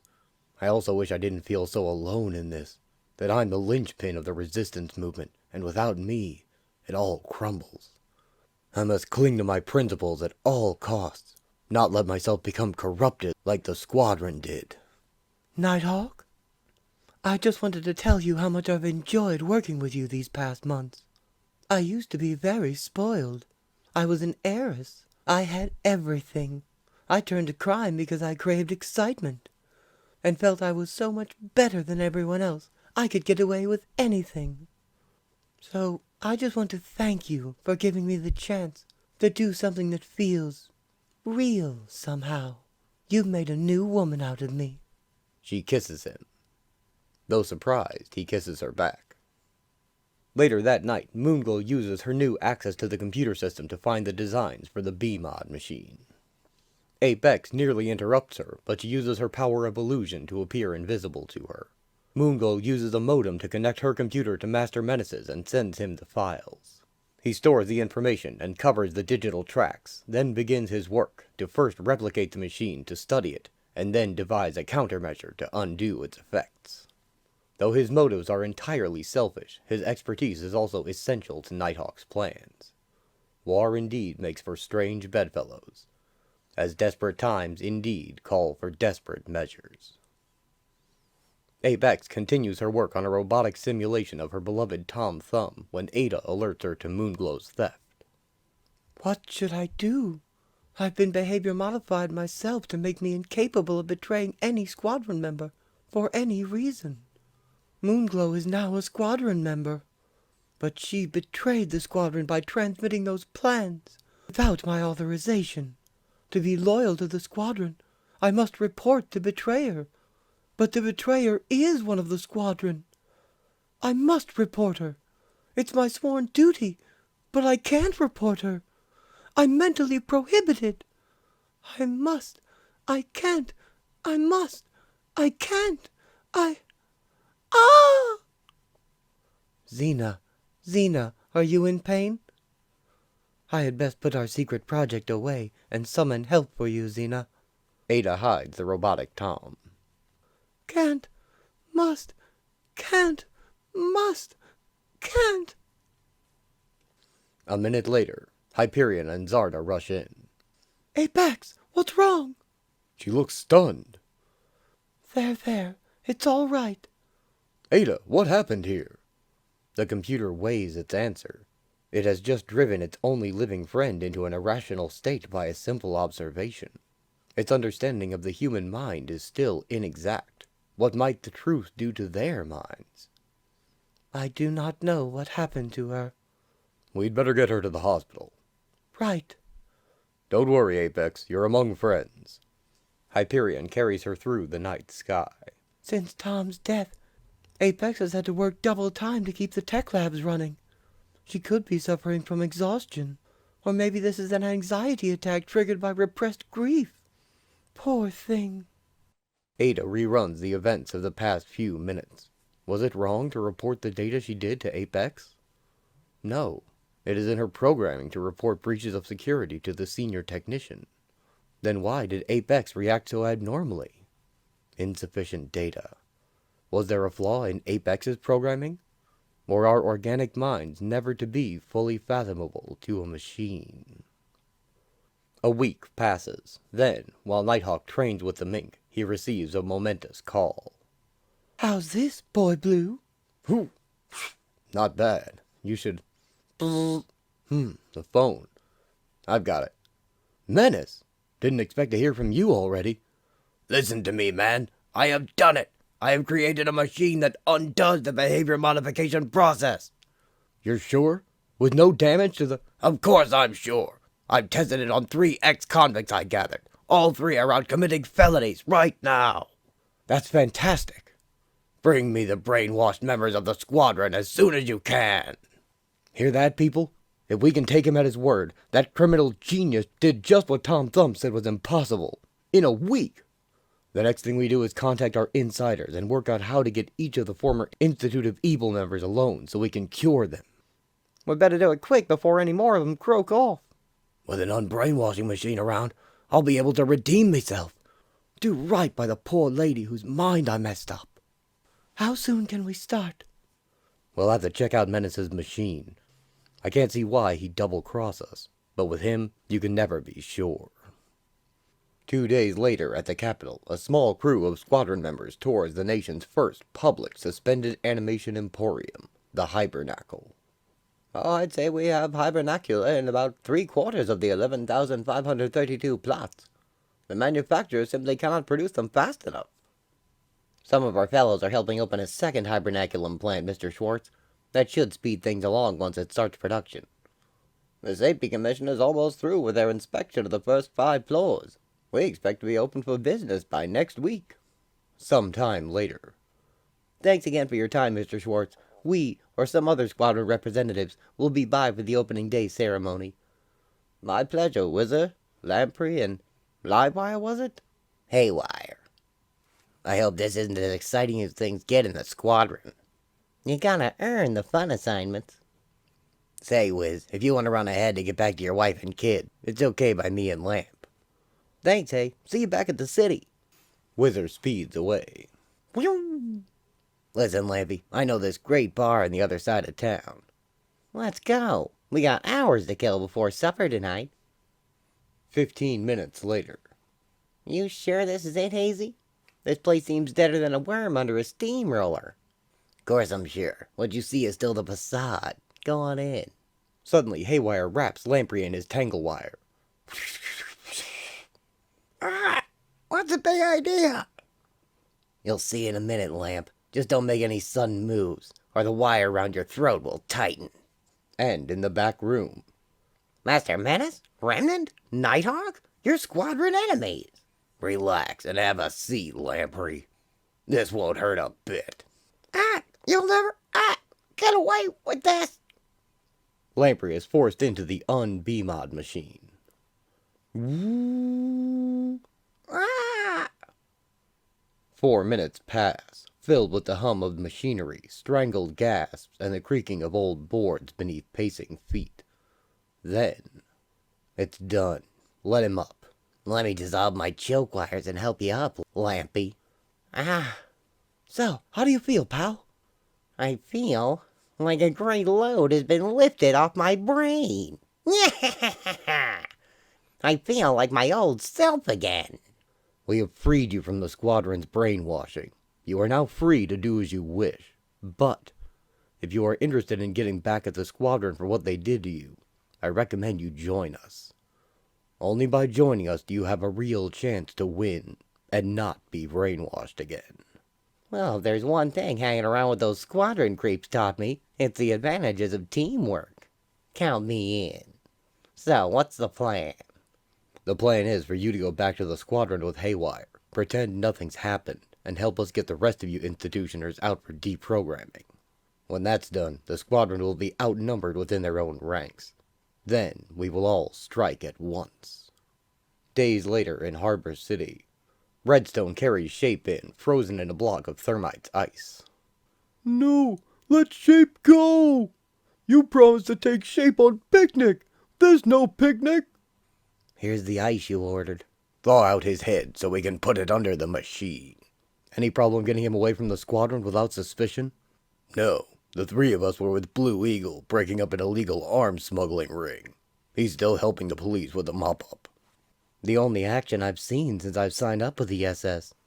Don't hurt Shape, please! A few minutes later, Black Archer and Remnant enter, carrying a bound Blue Eagle. What? Trouble, people. Bright Boys here were followed without them knowing it. Fortunately, we got the drop on Eagle before he saw us. Oh no! We were so careful, Nighthawk. I don't see how. Blasted Eagle. He's such a suspicious creep. Quiet. I've got to think. Menace, why don't you deprogram the Shape while I figure out how to deal with the Eagle? What is there to figure out?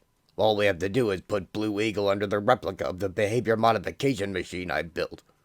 And we program him to be loyal to us, just like the squadron programmed Shape and Lamprey and the rest to be loyal to them. No! Behavior modification is one of the main things we all oppose the squadron for. Altering men's minds to believe as you wish them to is absolutely, categorically wrong, even if what you want to make them believe is good for them. To use the squadron's corrupt methods, we would be no better than they are. You are talking idealistic nonsense, Nighthawk. This is a war we're fighting. A war to free this nation from tyranny. If we're serious about winning, we will use every weapon at our disposal, including the enemy's. How do you suggest we deal with him instead? Kill him? Menace uses his new device on Shape. Whoa, what doing to Shape? What are my options? We can't let Eagle go, or he'll alert the squadron to the conspiracy against them. We can't keep him as a prisoner, or the squadron will get suspicious, be on guard. We can't kill him, and we can't brainwash him, for moral reasons. Really, boss, I'm very sorry. Of all the options, brainwashing is the most expedient. But if I compromise my ethics here, where will it end? Heaven help me. I wanted to fight the good fight. Shape's deprogrammed now. What about Blue Eagle? You don't have to be squeamish, Nighthawk. I'm the one who will behavior modify him. You won't have to sully your lily white hands. Don't forget, mate, Eagle can be unbrainwashed after the war is over. It's not like you're doing him any permanent harm. Okay, do it. But just make him forget us. Don't make him loyal to us. I don't want him on our side. This way.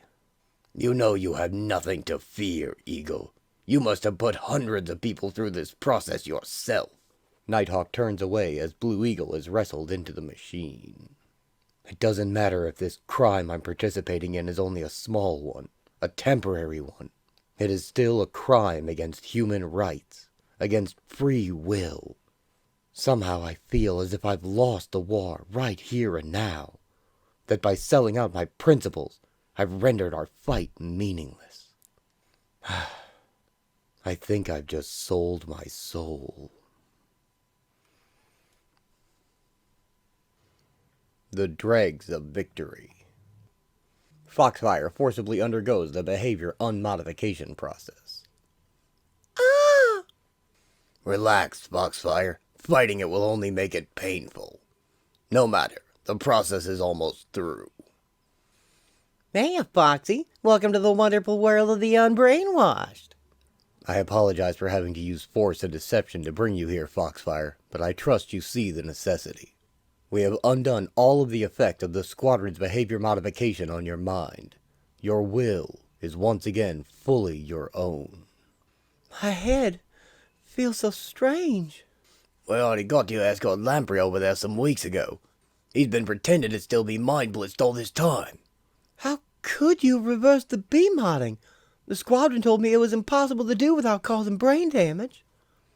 Impossible for them, maybe, but not for Master Menace. No bad side effects whatsoever. Why are you doing this, Nighthawk? You used to be a Squadron member. I'll get to that in a moment, Fox. First, let me introduce you to everyone. The mink, I believe you know. Charm, darling. That's Remnant, and a piece of his magic fabric. Hiya, Toots. Black Archer, a former Squadron member like me. Pinball, and Master Menace, without whom none of this would be possible. Now as to why I'm doing this, you're right, Foxfire. Long before the Squadron inducted you into their ranks, I was a member. Then, about a year ago, the Squadron voted to implement their Utopia program.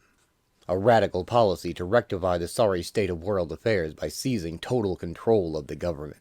I vehemently objected to the program. I could see that despite the Squadron's noble intentions, their plan would entail a systematic assault on human rights and liberty. There was just no dissuading them. So, I quit. After long deliberation, I decided I had to find superhuman allies who shared my belief that the Squadron had stepped way out of line. But who was there? All the known heroes belonged to the Squadron. And the leading team of criminals, the Institute of Evil, had just been defeated after an ill-advised attack on the Squadron. As I feared, the Squadron used their new technology to brainwash the 6 of you Institutors into becoming law-abiding citizens. They stole from you your right to make moral decisions. Then they elected you to membership, having taken away your ability to refuse. There were now 16 Squadron members, and but one of me. One who dared oppose them. Fortunately, I was able to locate Professor Imam, Earth-retired Wizard Supreme. Though he himself could not join with me, he gave me the means to find those who might. The wizard gives Kyle the glowing power pyramid.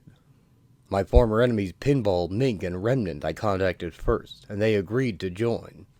The 4 of us then set out to discover beings of power unknown to the Squadron or the world at large.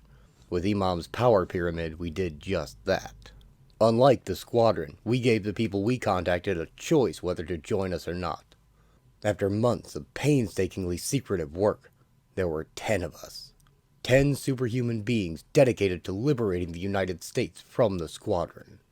The Squadron still outnumbered us, however. The plan we devised would change that. We set up the 5 of us whom the Squadron had never met to apply for Squadron membership.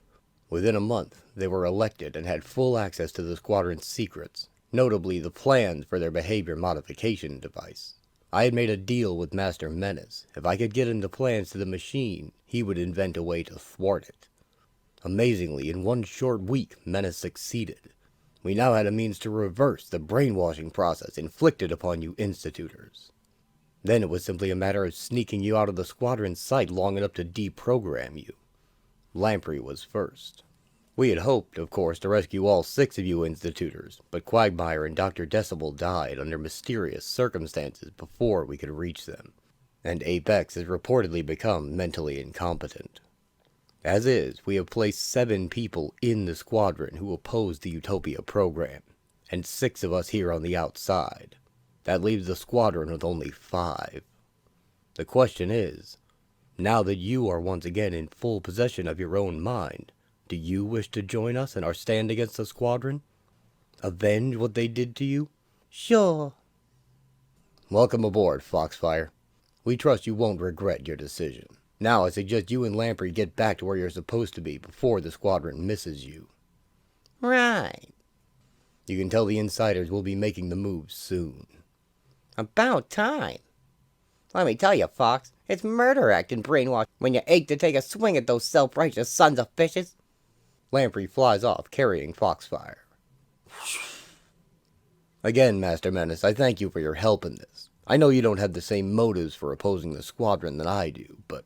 Yes, yes. I just hope you and these other buffoons can handle the squadron from here.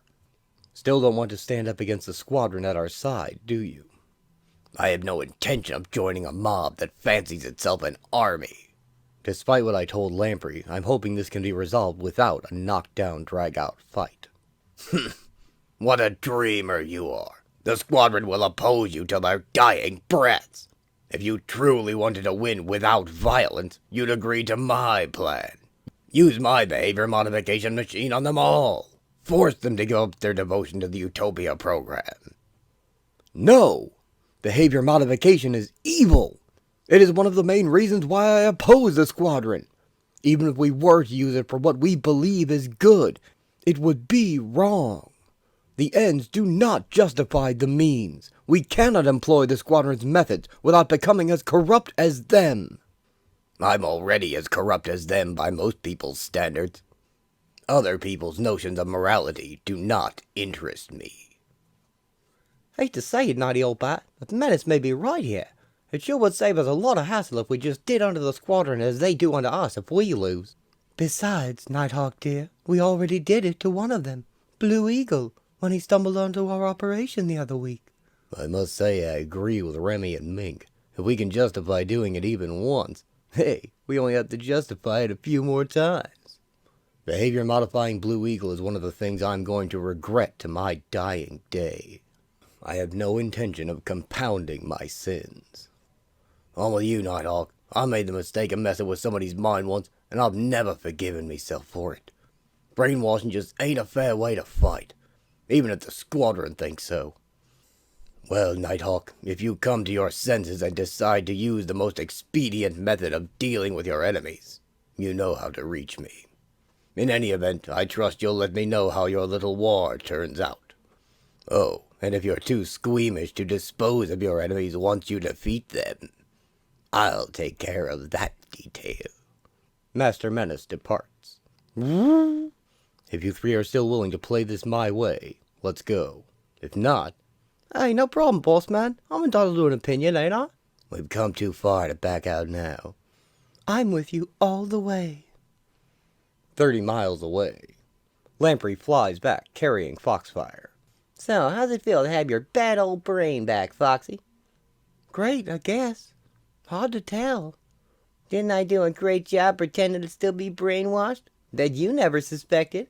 I just can't wait to see the look on the squadron's pusses when I tear into them. All these months of toadying up?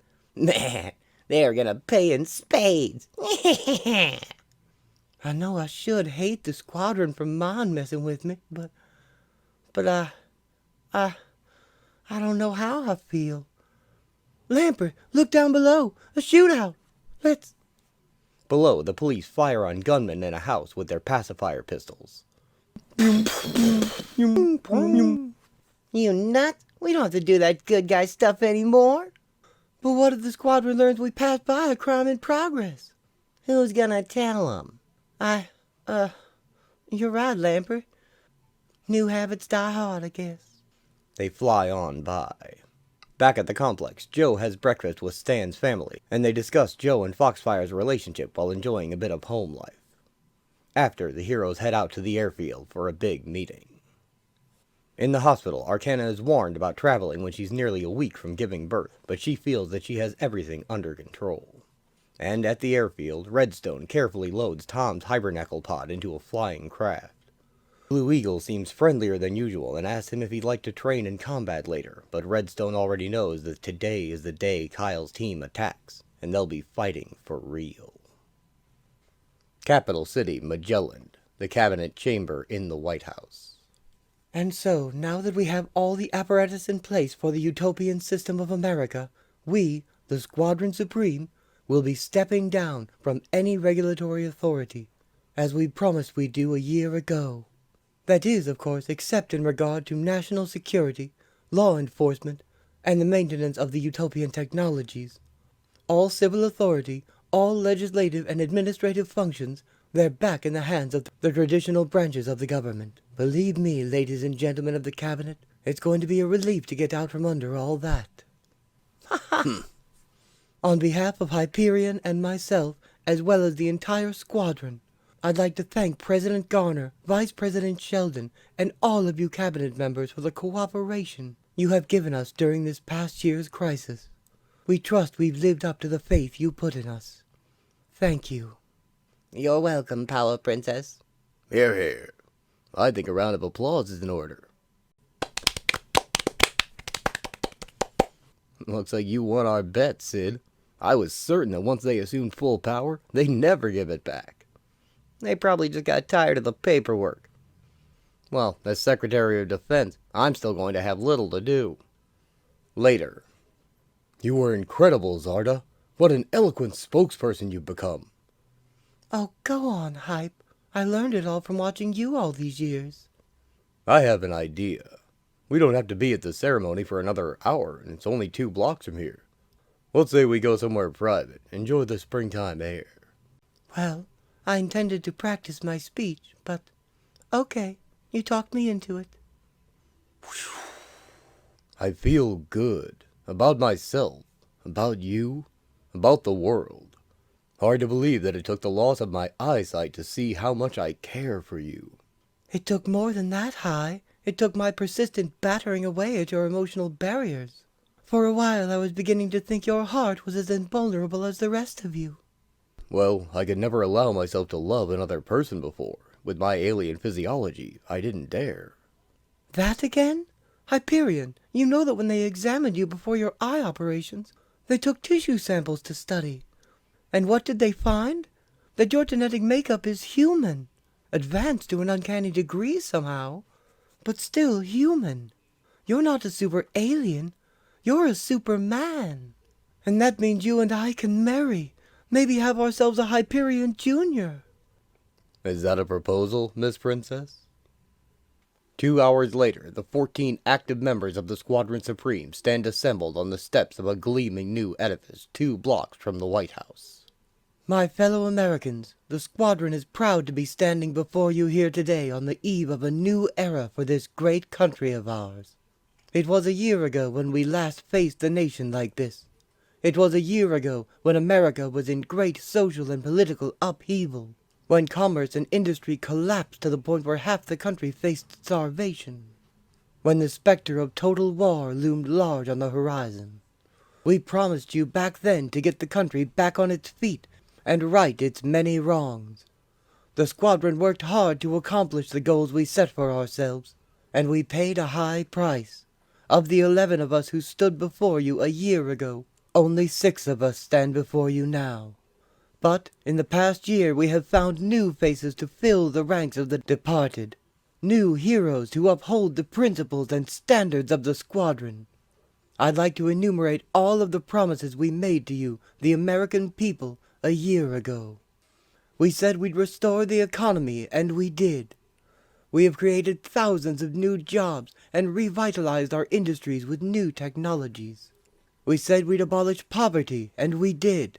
We've established food relief centers in all the low-income areas of the country. We've found jobs for everyone who wanted one. We said we'd eliminate crime, and we did. The crime rate is down to 5% of what it was a year ago. Convicted criminals are now well-adjusted members of the nation's workforce. We said we'd stop war, and we did. America is at peace with the rest of the world. Our armed forces have been demobilized and our nuclear armaments dismantled. Finally, we said we'd cure disease and death, and thanks to the sacrifice of our beloved comrade Tom Thumb, we have even found a way to do that. Today, in conjunction with our State of the Union message, we dedicate the magnificent building you see before you, the nation's first Hibernacle. The body of its architect, Tom Thumb, has been in cryogenic suspension these past 3 months since his death, awaiting this day when the doors to the Hibernacle would be opened, and he could become its first resident. Thanks to Tom, none of us ever need fear death again. Hibernacles such as this will be built in every major city across America. Hybermedic teams servicing them will become as common as fire departments. Every citizen will be given a free life watch for monitoring your life functions. We don't want just taking watches! Protesters in the crowd hold signs reading, God made death for a reason. Right to die. Give me liberty and give me death. Without death, life is meaningless. Who will pay for our deathless sleep? When your life functions cease, an alarm will go off and the Hybermedics will come and rush you to the Hibernacle nearest you. There you will lie peacefully until science finds a cure for your ailment. Look at the lunatic fringe out there, Moonglow. People looking in the mouth at everything we try to give them. Makes you wonder why we bother sometimes. The squadron has no intention of abridging anyone's right to die. Participation in the Hibernacle program is strictly voluntary. You get to choose if you want eternal life or wish to take your chances. Funding for the Hibernacles and their maintenance will come out of that portion of the tax dollar that used to go to our defense budget. Lady Lark attends the speech hidden in a trench coat, hat, and dark glasses. I could have been up there with them, just like I was a year ago, but instead I quit to be with my beloved Archer. But what did he do but ditch me the first time I turned my back? I've been trying to find him ever since. I had hoped curiosity over the new squadron members might bring him here, or maybe he'd want to pay his last respects to Tom Thumb. But it's hopeless trying to find anyone in a crowd this size. Might as well leave. Wyatt recognizes her anyway, scanning the crowd from Nighthawk's chopper on its way to the big showdown. God blimey, that's Lady Lark who passed by. I'd recognize her no matter how she disguised herself. You were looking for me there, weren't you, babe? I swear, as soon as we defeated the squadron, I'll come for you, take you to Master Menace, have him undo the brainwashing I did on you to make you love me. Only then will I be free of the guilt over what I did to you. Only then will I be worthy of your love. Well, this is it. The confrontation I've been planning for months now is close at hand. The future of the nation is going to be decided this afternoon. I've gone over the plan thousands of times. I just don't see how we can fail. But what if it comes down to violence, as I fear it shall? What if the squadron fights us to the death, and there is a great loss of life? I had the chance to kill Hyperion a year ago, and I chose not to take it. What if it comes down to that again? Can I kill him this time, if that's what it takes to win? I suspect there'll never be a third chance. Penny for your thoughts, Blue Boy. They're not worth that much, Mink. Oh, brighten up. Think of the private victory celebration I promised to give you when this is all over. 2.5 hours later, the assembled Squadron Supreme fly back to their secret complex. I think you quieted the protesters rather well. Come to think of it, so do I. You like shape, Moonglow? Let's see, which of these thieves am I gonna pound first? Oh, Joe, I'm so confused. Do I still feel the same way toward you as I did before I was unbrainwashed? Boy, Foxfire sure got something on her mind. She's hardly said a word to me. How's the leg room, Chief? Fox has been avoiding me all afternoon. Maybe she's tired of me and doesn't know how to break it to me. Home, sweet. Hey, that copter out on the field. Who? They land at the airfield, only to find Nighthawk and his team waiting for them. What the? Yee-haw! Squadron, fall in! Nighthawk, can that be you, old friend? What are you doing here? How did you find this place? 3 of those guys with Nighthawk are wanted criminals. That guy with the bow. Think that's Wyatt in a new outfit? Oh, please, let this not become a fight. I don't like the look of this. Have you finally seen all the good we've done? Come to rejoin us? Hardly. The 5 of us standing here and our various allies are America's redeemers. We are here to relieve you of all the authority you have usurped from the federal government. Surrender peaceably, and there need be no incident. Fat chance of that. So I gather you haven't relented in your belief that what we're doing, have done, is wrong? Hope springs eternal. As for surrendering, Nighthawk, don't you think that being outnumbered here nearly 2-1 puts you in no position to demand anything? On the contrary, Princess, all of your recruits are on our side. It is you who are outnumbered. All of Kyle's team members turn and join the others surrounding the actual squadron members, Hyperion, Zarda, Arcana, Doc Spectrum, Whizzer, and Blue Eagle. Howie! What? You too, Fox? I don't know how you did it, but I must admit it was clever infiltrating us with your double agents. You always were our best strategist, Kyle. We will not give up, Nighthawk. We've come too far, worked too hard, to let a little insurrection stop us. Believe it, Buster. Tell me it isn't so, Foxfire. Tell me our relationship meant something to you. I want to run again. Escape. It is agony to stand still here. But the last time I bolted off, I nearly ruined everything. I must not give in again. I told you guys we should have brainwashed these creeps not to be able to betray us. And to think I was even trying to be friendly to you turncoats. Oh, Goddess, this situation is explosive. About to turn to violence. But I can't fight now. I'm about to go into labor. I must get away safely somehow. I was once a minority of one. I could not convince you all that what you planned to do was wrong. Now I am in the majority. You could not be reasoned with. Perhaps the threat of force. Can't you see the good we've done in the past year? How can you deny it?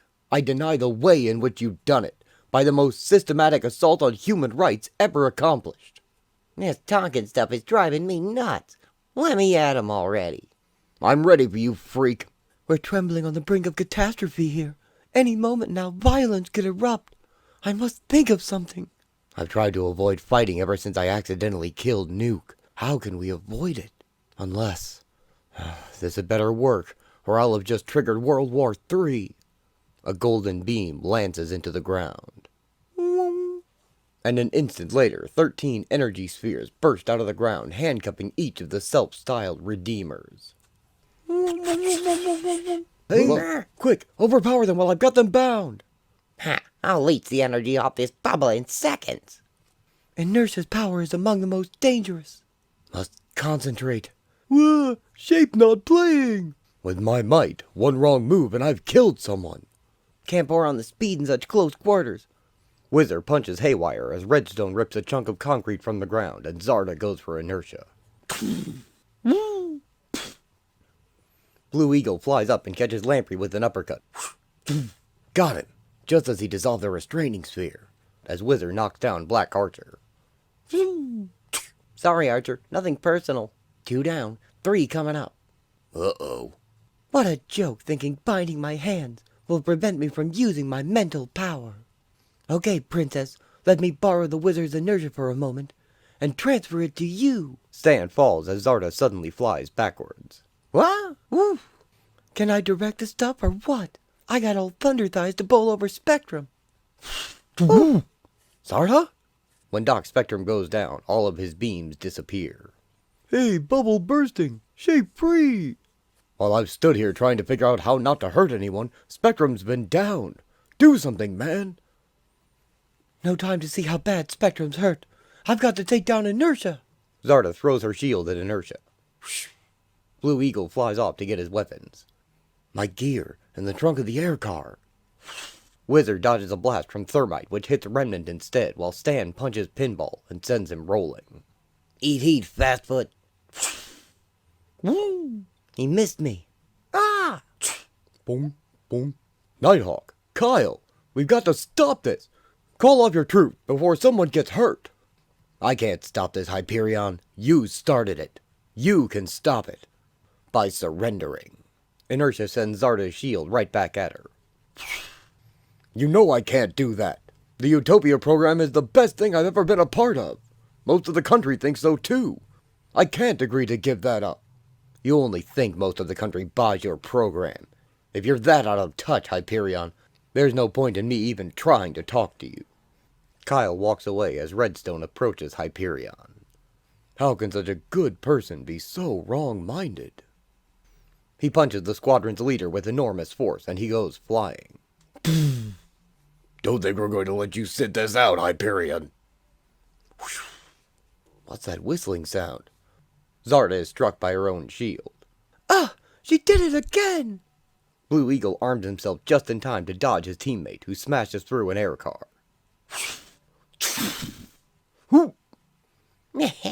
I can pay back Eagle for that love tap he gave me after I leech off the power of the strongest guy here.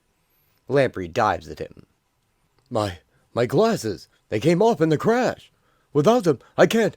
Do I hear someone?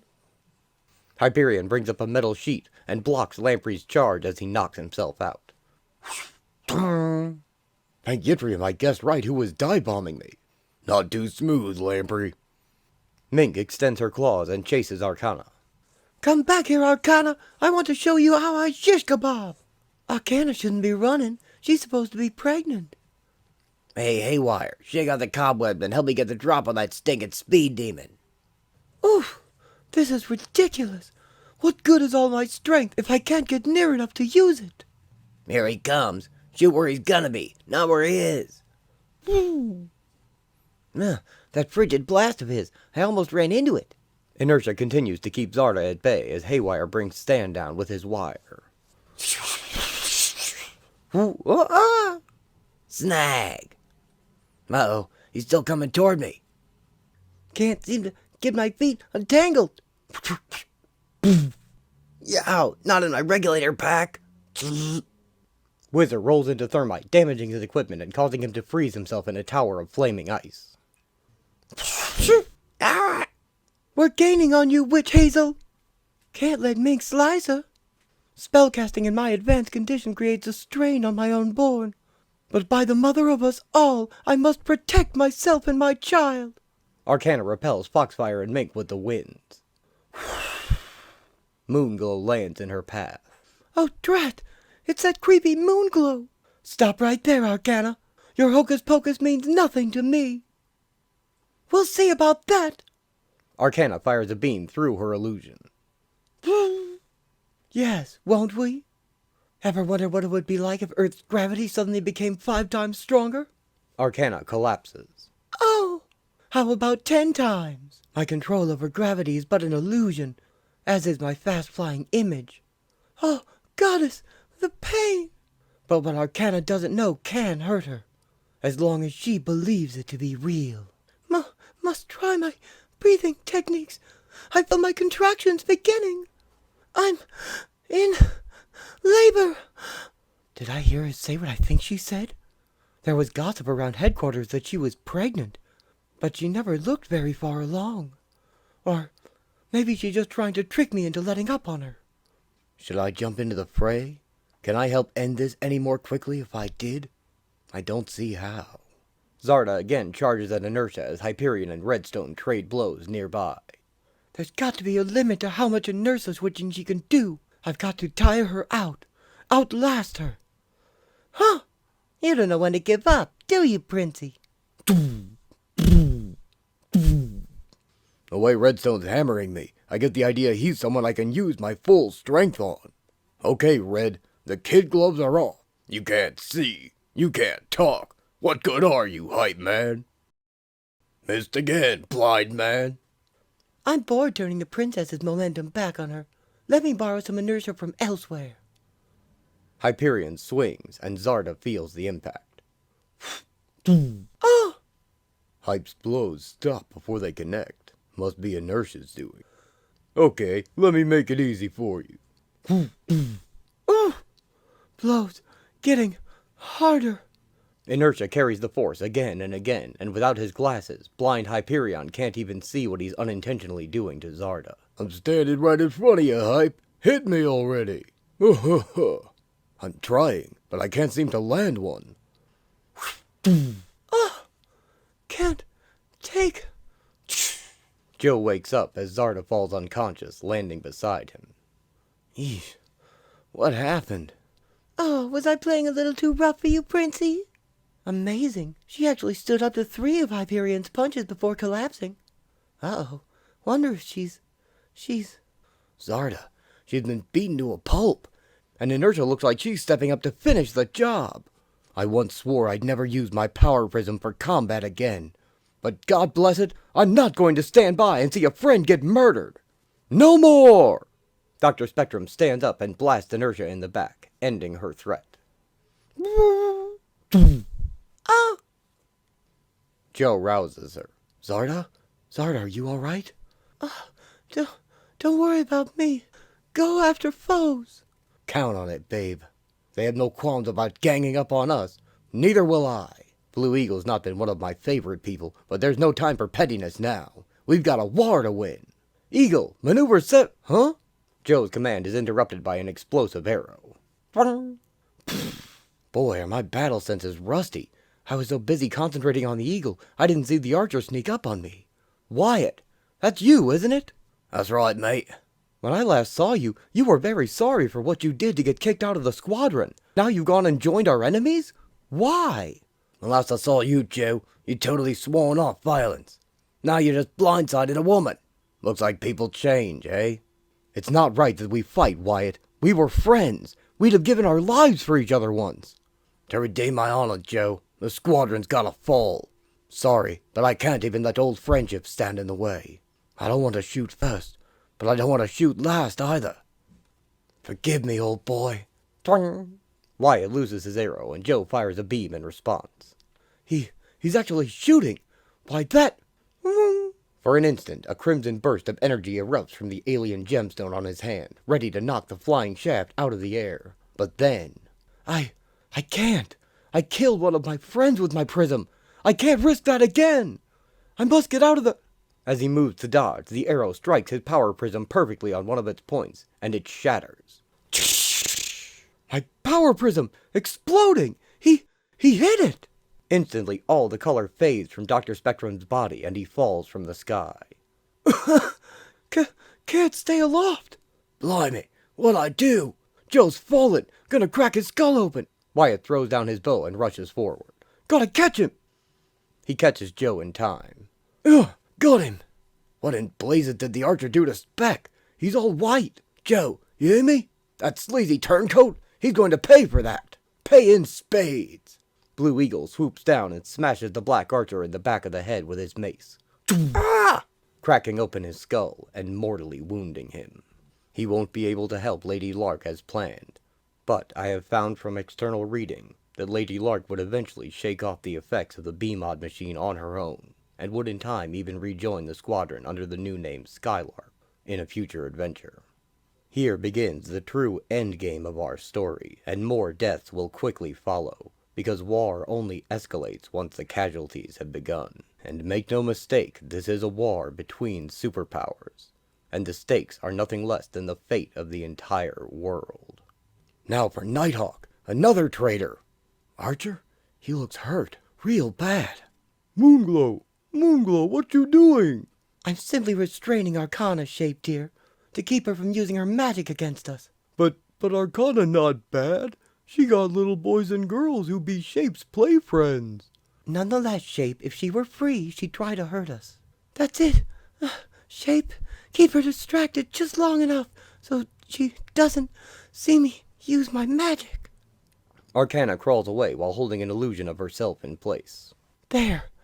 I crawled out of her zone of heavy gravity, leaving my after image behind. Now if I can just time the intervals between my contractions right. Didn't Apex tell you to listen to me, Shape? I'm telling you, Arcana is bad. Arcana doesn't really like you, Shape. She's... Huh? Arcana punches the real Moonglow, knocking her out. Oh! What happened to Moon, Arcana? She say... Never mind that, Shape. I need your help. Please. Can't concentrate enough to keep my illusion up. You be big. Get me to the hospital. I'm about to have a baby. Okay, Arky. Shape like you better than Moonglow, no matter what apes say. Arky, why Moon look different when she sleeps? She make different shapes too? Don't know. Unconscious, Moonglow is revealed to be a heavy-set woman much older and plainer than her superhero image. Meanwhile, Lamprey has recovered and he makes a beeline for Hyperion, struggling in Redstone's grasp. Still kind of woozy from bashing into that steel plate, but I ain't passing up this chance. Your strength is overrated, Hyperion. Admit it. You've met your match. Redstone must have been holding back when we tested him. Never knew he was this strong. It's as if he were drawing strength from the very earth itself. Got to... Gotcha! Lamprey absorbs the power from him, and Hyperion passes out. It's mine! Hype's power is mine! Redstone picks Hyperion up and gently carries him. What do you want me to do with him, Nighthawk? Take him to the chopper, then go get the others who have fallen. Foxfire rolls Wyatt's body off Joe as Remnant and Lamprey chase Blue Eagle through the air. Oh, Joe, what's happened to you? Who did this to you while I was off playing tag? Weeping, she pulls Joe into her arms. Don't be dead, Joe. Please, I love you. I know that now. I was so confused. I just went along with the crowd. Now you died thinking I betrayed you. He stirs. Not dead yet. Out of the way, Carpet Man. I want to use Hype's power to break some squadron bones. I got me a score to settle with Flyboy here. Do your worst, jerkhole. Sure, and I'll still beat ya. Hi! With Hype's speed and strength, you ain't got a chance, Featherbrain. Lamprey easily dodges Eagle's mace. Now how about we do some more power draining? Like leeching off your little wingies. He grabs Eagle's wings. Can't quite reach him. Happy landing, scum. Lamprey drops him. He totally drained the power of my wings anti-grav system. I'm falling. Gotta find something soft to break my fall. But what? There's nothing but concrete below me. Unless... Eagle spots Pinball rolling across the airfield. Hey, Remnant, watch Blue Eagle turn red. Gad, Lamprey's really the bloodthirsty sort. If I can just use my wings to glide, I may be able to direct my plummet. So I hit the only soft object within 1,000 meters. Oh my Godfrey! It's trying to land on my pal Pinball! I'm not sure if this guy's rubber suit will do the trick, but it's my only hope. Pinball, move it! Gotta pour on the speed. Remnant chases after Eagle on his carpet as he glides down, gaining speed.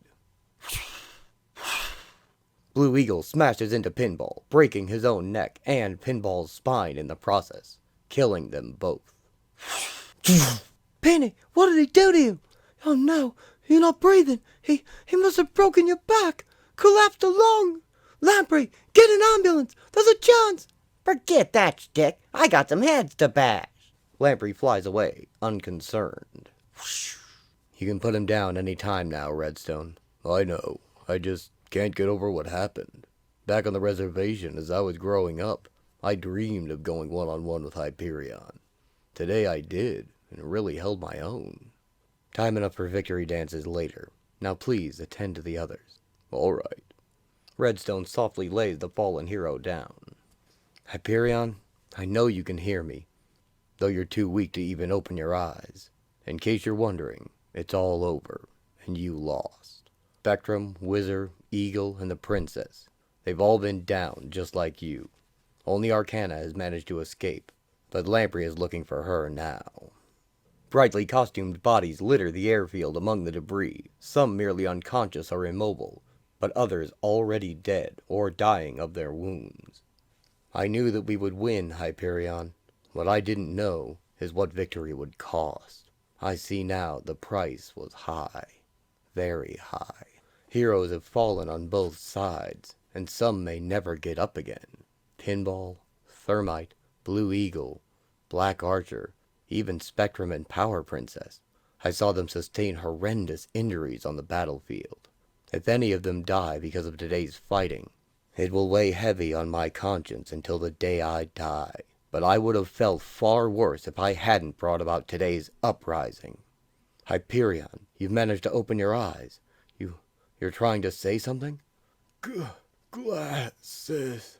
Ah, your glasses. Here you are, old friend. Nighthawk gives his friend his sight back. Whatever are we going to do with you people? I don't know yet. All I can tell you is we're not going to behavior modify you, as you would have done to us had we lost. Violating minds is absolutely immoral as we see it. Anyway, after we determine how to keep you people from society, we will begin to phase out your innovations of the past year. We will offer criminals the option of undergoing anti-behavior modification, the means by which we liberated Lamprey, Foxfire, and the Shape from your control.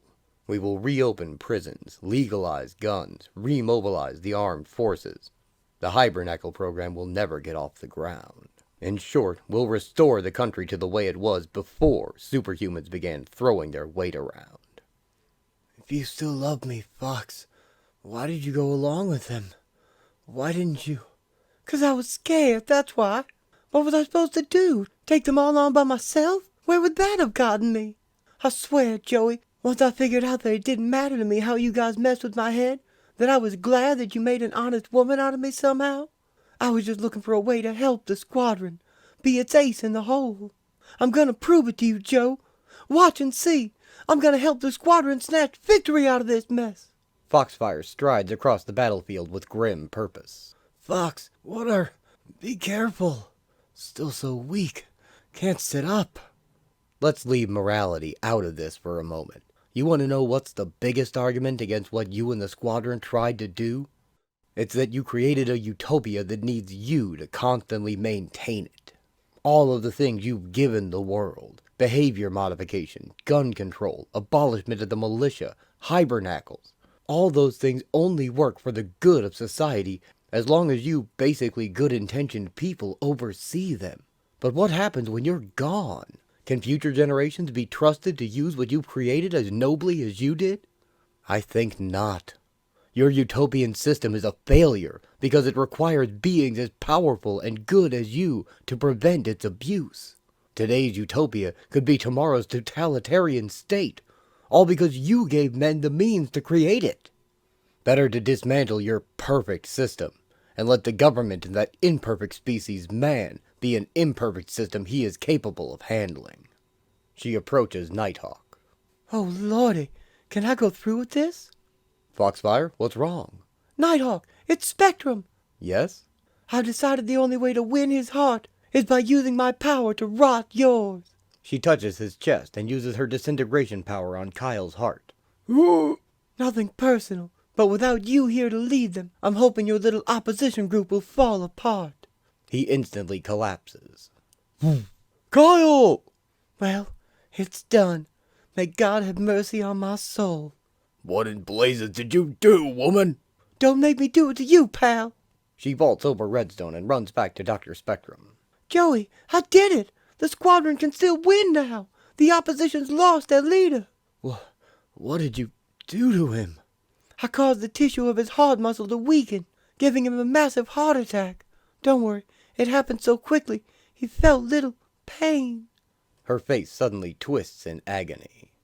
Ah! A heart for a heart, pig! Fox! Kyle's lover, the mink, has stabbed Foxfire in the back with her claws, and she falls into Joe's arms. Olivia? Did it for your love. No! As he shouts in rage, his entire body turns red and a wave of energy slams into the mink, blasting her away. Ah! What? Where'd that come from? I just thought about striking out and... My power prism exploded, showered me with fragments. I must still control its power. Joe turns green as he flies into the air with Foxfire. Yes, I can still fly. I must get Fox to the hospital, quickly. Lamprey accosts him. I sapped Hype's strength, Wizard's speed, the princess's stamina. Now I want to complete my collection. Don't mess with me, man. I'm trying to get Foxfire to the hospital. You don't tell me jack squat anymore, Speckles. You want power? You asked for it, sucker! Dr. Spectrum's body bursts with intense light as Lamprey makes contact.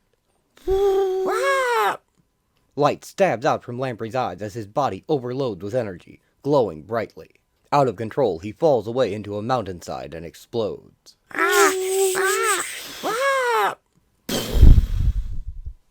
Good riddance. What is left of the Squadron Supreme and their enemies gather their dead and wounded, as Hyperion kneels over the body of his best friend. A waste. All a senseless, tragic waste. There has been too much lost today. With Power Princess's approval, the Squadron Supreme hereby surrenders. Squadron City Hospital Complex, basement level. The morgue. Two clusters of figures stand mutely, trying to accept the evidence of their eyes and ears. 7 people. Nighthawk, dead on arrival. Heart failure. Foxfire, died in surgery an hour ago. Massive internal bleeding. Blue Eagle, dead on arrival. Broken neck. Pinball, dead on arrival. Broken spine. Black Archer, died in surgery a half hour ago. Massive trauma to the head.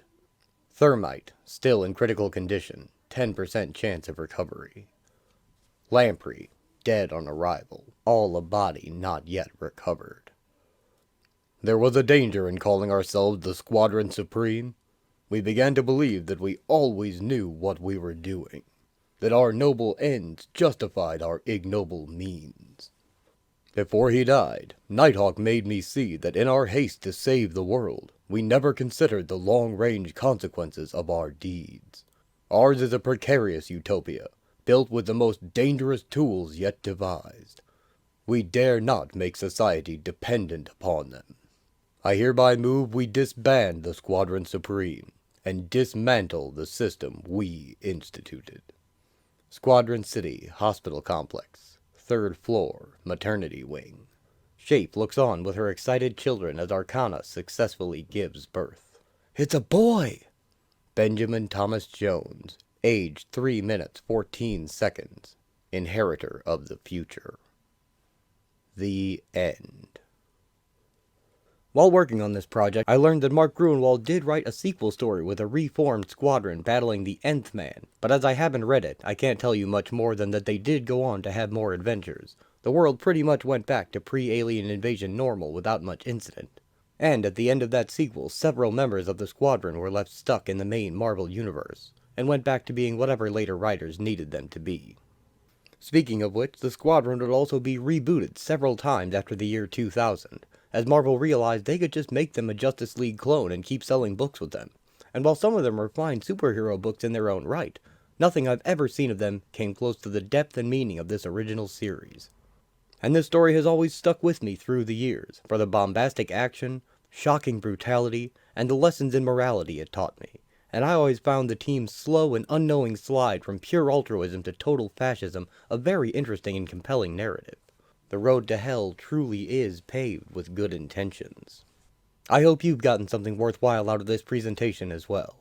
Please feel free to comment any thoughts or feelings you had. I'm always interested to read them. And please tell other comic people about this story. It really should be talked about more. In my humble opinion, anyway.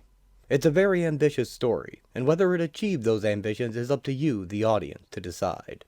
Well, that'll do it for this one, so take care out there, and as always, thanks for watching.